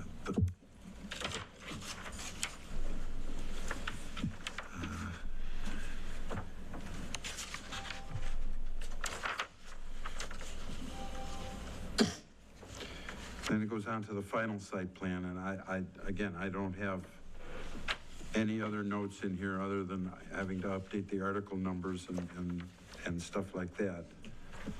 Would it be appropriate to run through the kind of things that we've aligned on today? I don't know if the action would be to, edit the wording in this so that it flows with township versus city, and maybe Attorney Thal, like if there's anything else in terms of structure, and then rough draft it back to us to say like, okay, now that we read through this as it reflects to us, that gives us time if, honestly, if a developer sees it on our agenda and wants to come in and talk, great, like at, citizen comment or whatever else, but, There's just a handful of things we really, like the acreage size. yeah. So I wonder if we just kind of rough draft it with what we've kind of already sorted through. That gives us a little bit of time to do a little more research on acreage size, and then That makes a lot of sense. Go from there. It's just, do you want Casey then to, is that something that you want to? Save the money, yeah. I've Yeah, got but- one marked up here too, I'll Well- give you. Like Casey I have can mine as well. revise You it got and notes, then okay. shoot over a draft to me. Once we Right. get it all done too, do you know developers that you could present it to and see what they think? Two, Matt Watts and Mike Fisher, Weather Vane and Matt Watts. I don't know what else Matt Watts has done. What do you got, But- Scott Carlton, who did Castle Creek? Water Meadows. You got Just- Mike Roush Roush. What about Pennings or Glass? Associate. Glass and Associates. Oh, okay. Do they do residential? Yeah. Okay. American Village Builders. Yeah. And just kick- ABB, You guys can email me these names. Yeah. Alan Edwin? Well, it would just be just be good. careful. Yeah, I'm like- Just be careful inviting too many cooks to the kitchen, guys. Well, I think it would be good just so that we have Yeah. somebody's opinion Yeah. on what we just did before we make it would understand. our law. So Casey, potentially you can rework it, right, the wording, and then shoot it to Attorney Thal to just make sure structure is good. And then we can review. And if there are some developers that we can invite in, that would be, great. I'd like to add the gentleman from Midlink potentially for the Yeah, I know Rob's willing, but I was worried because not worried, but my concern would be Rob's not the developer of Right. Midlink. He's just like the Manager. manager of Midlink. So I don't know if he went through the process or who actually built Midlink and went through the PUD process. Are you? good question. We could ask Rob. Yeah. In an email. Oh, okay. Thank you for all your work on that, Joseph. Yeah, great job. And Casey, how long you were thinking on that? Monday. You're a worker. Yeah, Joseph, good job. Do we want to see, we might not want to see that right back on our next agenda though, because we might want to give developers an opportunity to, I can, just like landscaping, I can show you guys the edits. I don't know if attorney thought we'll have time, but I can definitely go in and change what we talked about tonight, and change all the townships at a city. So I can show you guys that, no discussion needed though, if we feel like that's good. All right, great. Anything else for the PUD stuff, or we feel good about that? It's good work. Yep. All right, next up is landscaping. All right, so there are only a few changes from our last meeting. I think there was like one on each page. Page 1, public safety and power lines. None on page 2 or 3, it appears. Page 4, we changed that width from 15 feet to 10 feet. And then at the very end, added a clause about protecting public safety and welfare. I think these were the only changes we really talked about. We didn't talk about reducing canopy trees amount, so I looked at this and thought we should change more if this is good enough to reflect our changes.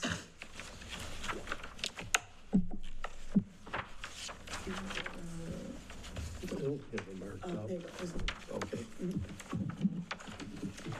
It's very small changes. I may have missed it, but do we have a place in there that has a setback for like driveways so the trees aren't overgrown right up to the road? Let me read. There was? I think there is something. I thought I saw something in How there too. far away? and how Yeah, I know close? there's setbacks, but I'm not sure we specified that we don't want it so you can't see to get out of a driveway or a roadway. I think there's something in there. Hang on, I'm almost certain I saw, it says landscaping, so under general provisions, letter C, number 3, page 42 of our packet, I believe, if I'm on it correctly. It says, landscaping material and structures shall be placed in such a manner so as to not interfere with cross-visibility, public safety, or the safe movement of vehicles and pedestrians.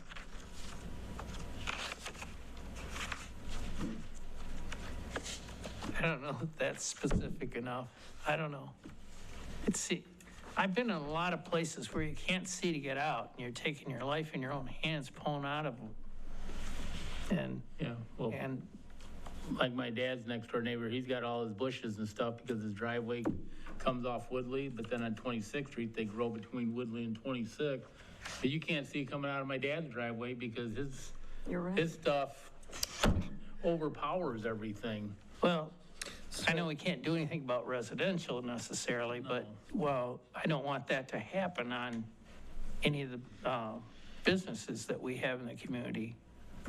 Another one that I noticed is bad when you're leaving the little mall up there in front of, by Jimmy John's, and you're pulling out of that, those islands right there with the shrubs and the trees. Yeah. You cannot see people coming with the shrubs that are planted there. That's my issue with some of those islands. Yeah. In the Kalamazoo Township version, it's in page 63 of our packet. In H, it addresses that specifically. No landscaping shall be established or maintained on any parcel or any parking lot that will obstruct the view of drivers.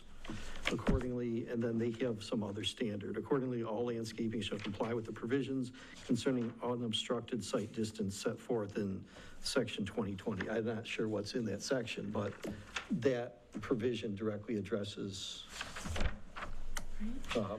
Yeah. And in H. But do you think? And down below it, it has the landscaping of divider medians where it actually gives specific setbacks here. So where traffic on driveways, maneuvering lanes, private roads, or similar vehicle access ways are separated by a divider median, the median shall be curbed and have a minimum width of 10 feet, minimum of 1, blah, blah, blah. But it says trees shall be set back a minimum of 4 feet from the curbed edge of any landscaped median. Something like that is what you're looking for, Larry? I think so. I think we need a break so that you can see to get out without putting everybody in jeopardy. And part of that may be with some of these ordinances, we're asking them to plant, but when they're planting, they're small, and when they mature, that's when the issue arises. So I kind of like this one where it says ground cover instead of shrubs in that median Yeah. with the tree. I do too. I don't think a shrub should be in a median or a place that will get big where you can't see. And once they're there, we're stuck with it. Yeah, you put one 4 feet back in a curved median area and they grow 10 feet wide. Right? Yeah. Yeah. They may only grow 4 feet tall. They go the other And the way, height is really not the problem there, it's the width.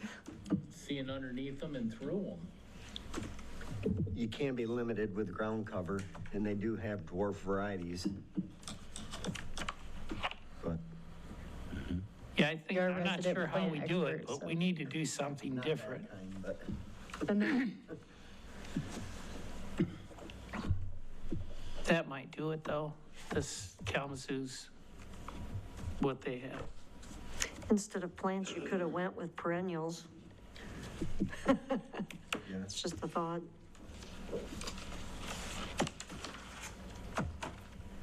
So where do we want to see that? Like, so we can give Casey some direction on.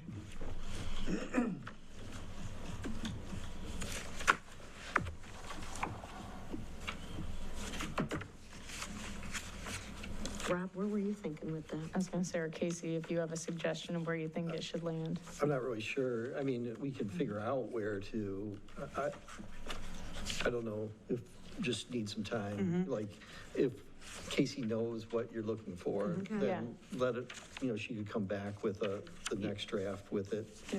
Yeah, that works. You don't have to give us a specific. I just want to make sure you have what you need. I was thinking under the provisions on C. I don't know if that'd be a good fit for it, because it already speaks about obstruction. Sure, what page is that, Casey? 42 of your packet. 42, yeah. Under general provisions. Yeah. Mhm.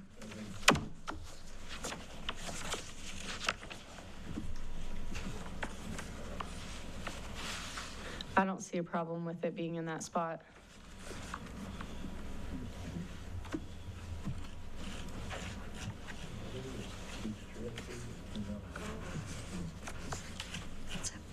What's that, Bob? I think they're just too strict, too much. I mean, some of the landscaping stuff is, I mean, I love landscaping, don't get me wrong, but I think some of it's just overbearing for what has to be planted and where.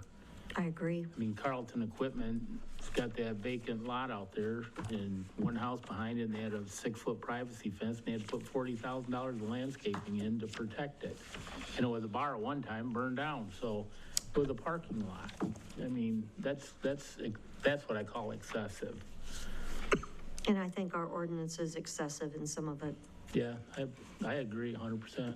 Well, where else do we need to reduce? Because we didn't have a lot of reduction when we went through it the first round. And honestly, transparently, like, I'm not sure where, right? Like, I think you probably want to first look at your exceptions. Like you have one on page 49. You have exceptions for additional plantings, but you also have exceptions for reductions and substitutions of plantings. So maybe if that would be the section, if you want to tweak something, to give the planning commission more leeway to say, to deviate from the standards. so similar to like the PUD Yeah, piece, some like more add some flexibility here. If the circumstances dictate.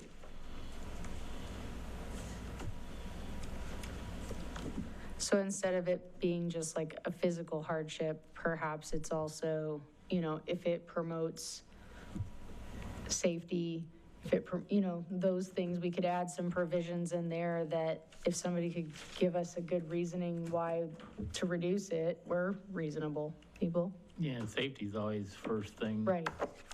I mean, over here at the Dollar General, they had, Practicality. with all the landscaping stuff we had, they couldn't really plant it over here because of the way the land's laid out. So they planted little tiny shrubs all the way around the building. They got their number of shrubs in there, but they're only this tall. I don't think they've got any bigger in all the years it's been there. On the amended copy of the landscaping ordinance, that last page, it's in there. It says protect public safety, welfare, and ensure compliance with the spirit, purpose, and intent of the section. So I don't know if that's adequate, or if we need an extra sentence in there. You all had a copy at your desk when you arrived. Oh, yeah, that's what you gave us. Just that last page.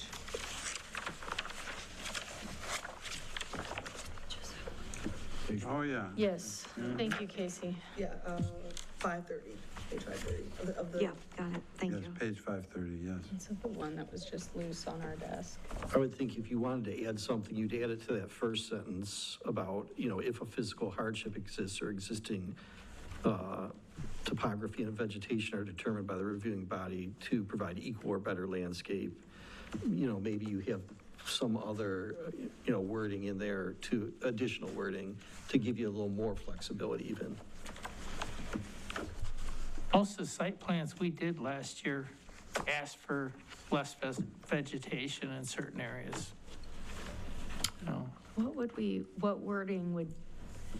What would that look like, Attorney Thal? I'd have to think about it a little bit more, I mean, certainly, I could give Casey something, That would then- be, yeah. Practical and reasonable, or? If you come up with something and some, when it strikes you and we can, Right. I agree. I think that would be good.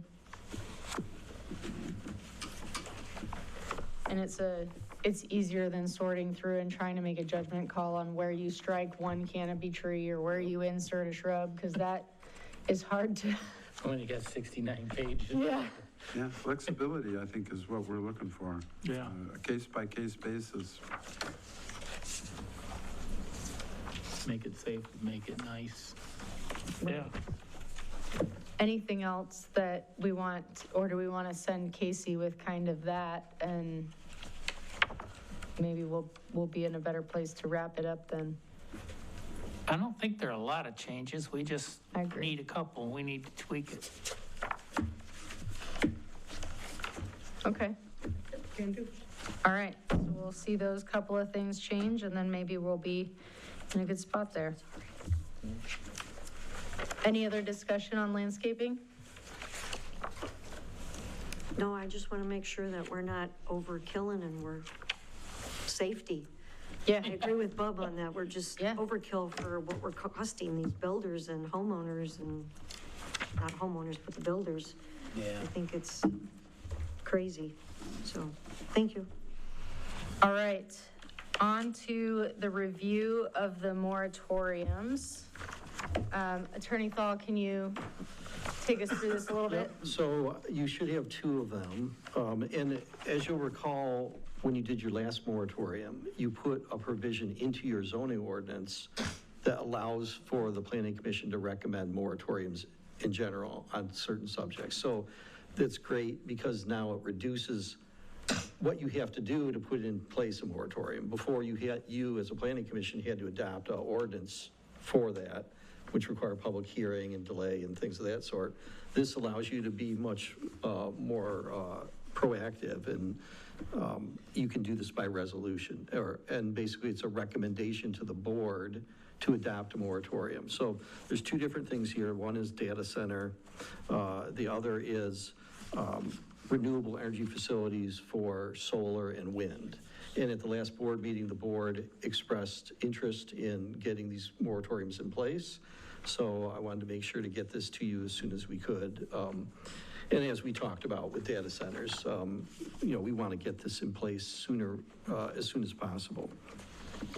So basically, the first section just recites that, our ordinance does allow us now to put in moratoriums. And then, the whereases here, basically the approval of data centers may result in or produce negative impacts on permitted land uses and development, may harm the public health, safety, and general welfare of the property owners and residents of the township.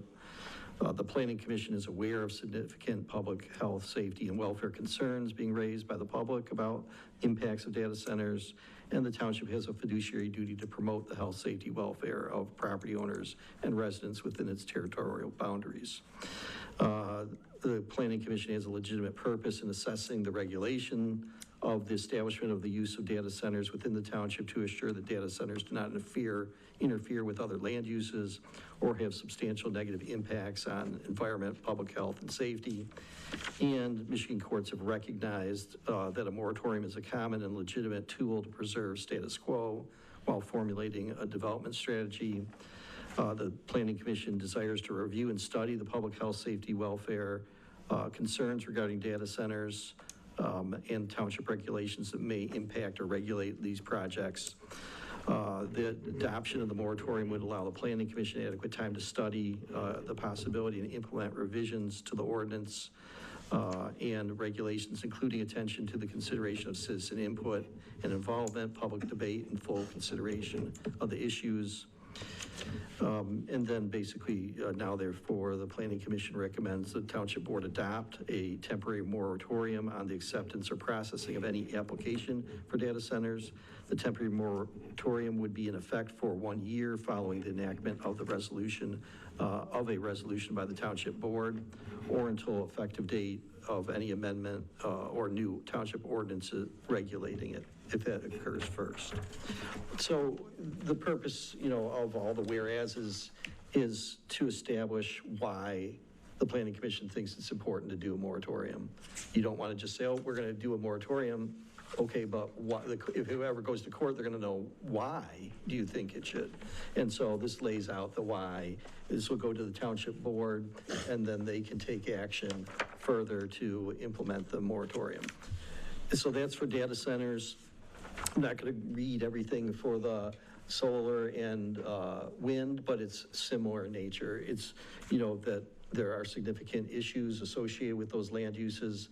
We want to make sure essentially that our ordinances are where they need to be to protect the public health, safety, welfare.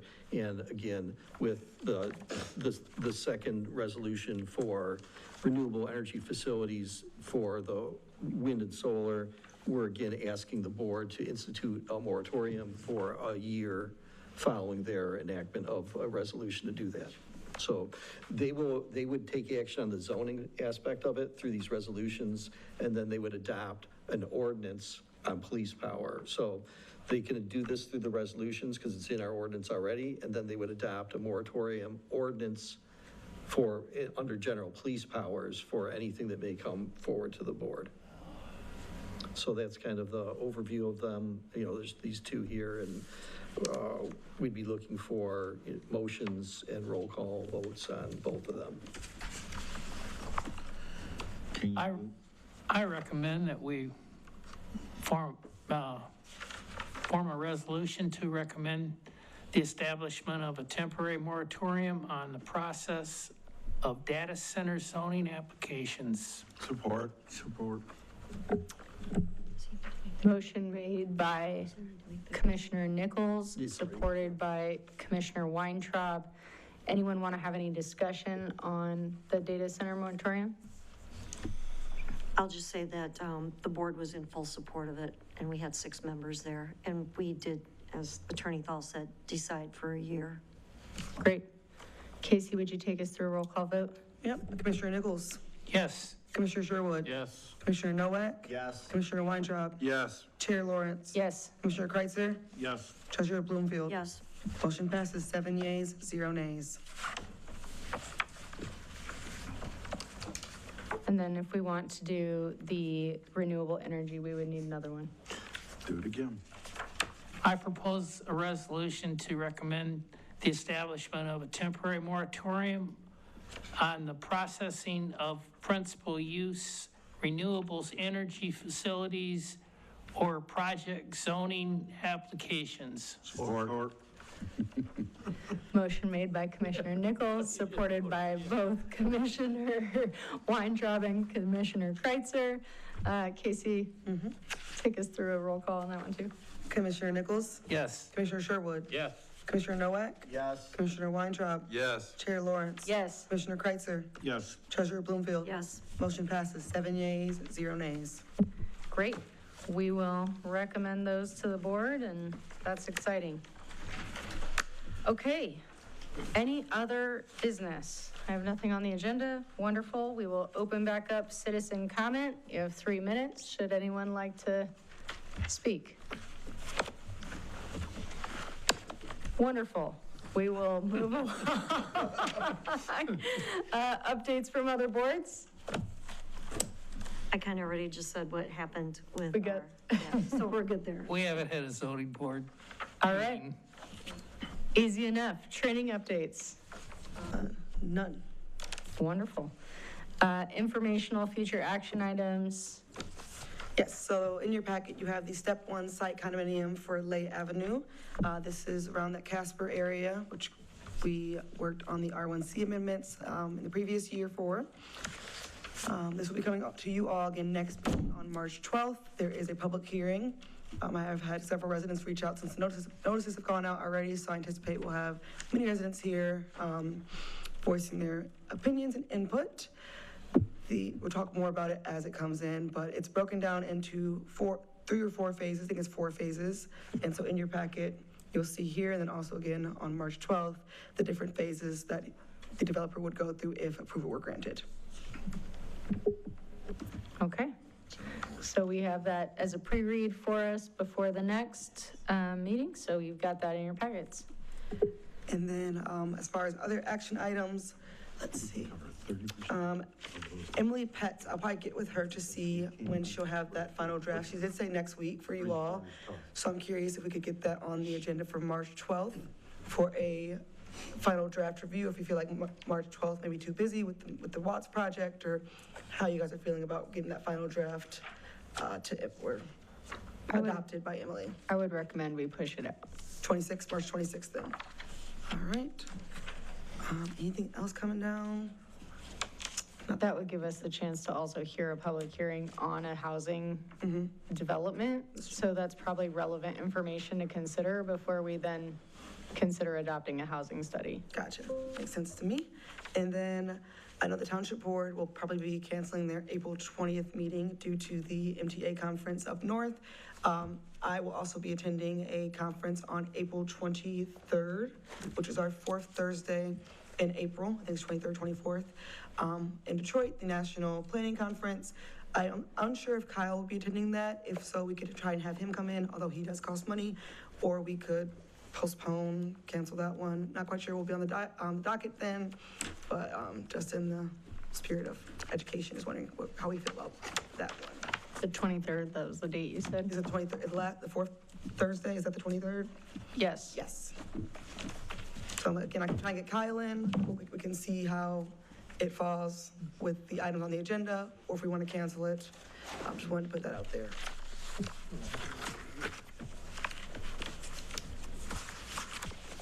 Anyone opposed to canceling the April 23rd? Or do we want to wait and see where we're at? I think we should wait and see where we're at. Make a decision like in April, 1st of April there. Sounds good to me. Yep. All right. Anything else, Casey? It's, okay, I think I could share it. It's an exciting new development here. The permits were pulled, building permits were pulled, so I feel like I can share this. The old KFC on Gull Road will be a Dunkin Donuts. Ooh. So they pulled their building permits for that. Since it is just a food to food switch, me and Kyle are working through if we require them to do an admin site plan review. Nothing will change externally. It'll all be internal remodels. So yeah, they pulled their permits, so that'll be hopefully opening up end of summer Great. or somewhere around there. Another coffee shop. Yeah, we're growing quickly. Dunkin Donuts. Cool. Tim Shank will make more money. Yeah. All right. Let's go to Planning Commissioner comments. I'm good this evening. Thank you. All right. Commissioner Kreitzer? I thought we got a lot done. I'm happy we looked at the PUD, we worked through it and stuff like that. I am going to let you know that I will not be able to make the next meeting. I have a vacation plan, so I will not be here. But I still like to have the packet or whatever sent to me so I can still read through. Thank you. All right. No comments. I think we did good. Great. Nothing. Great.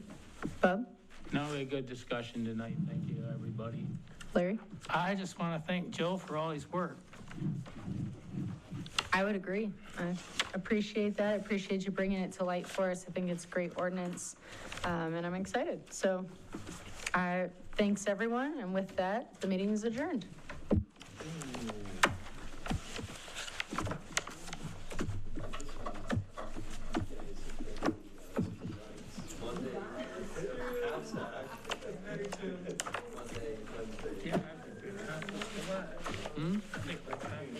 Yeah.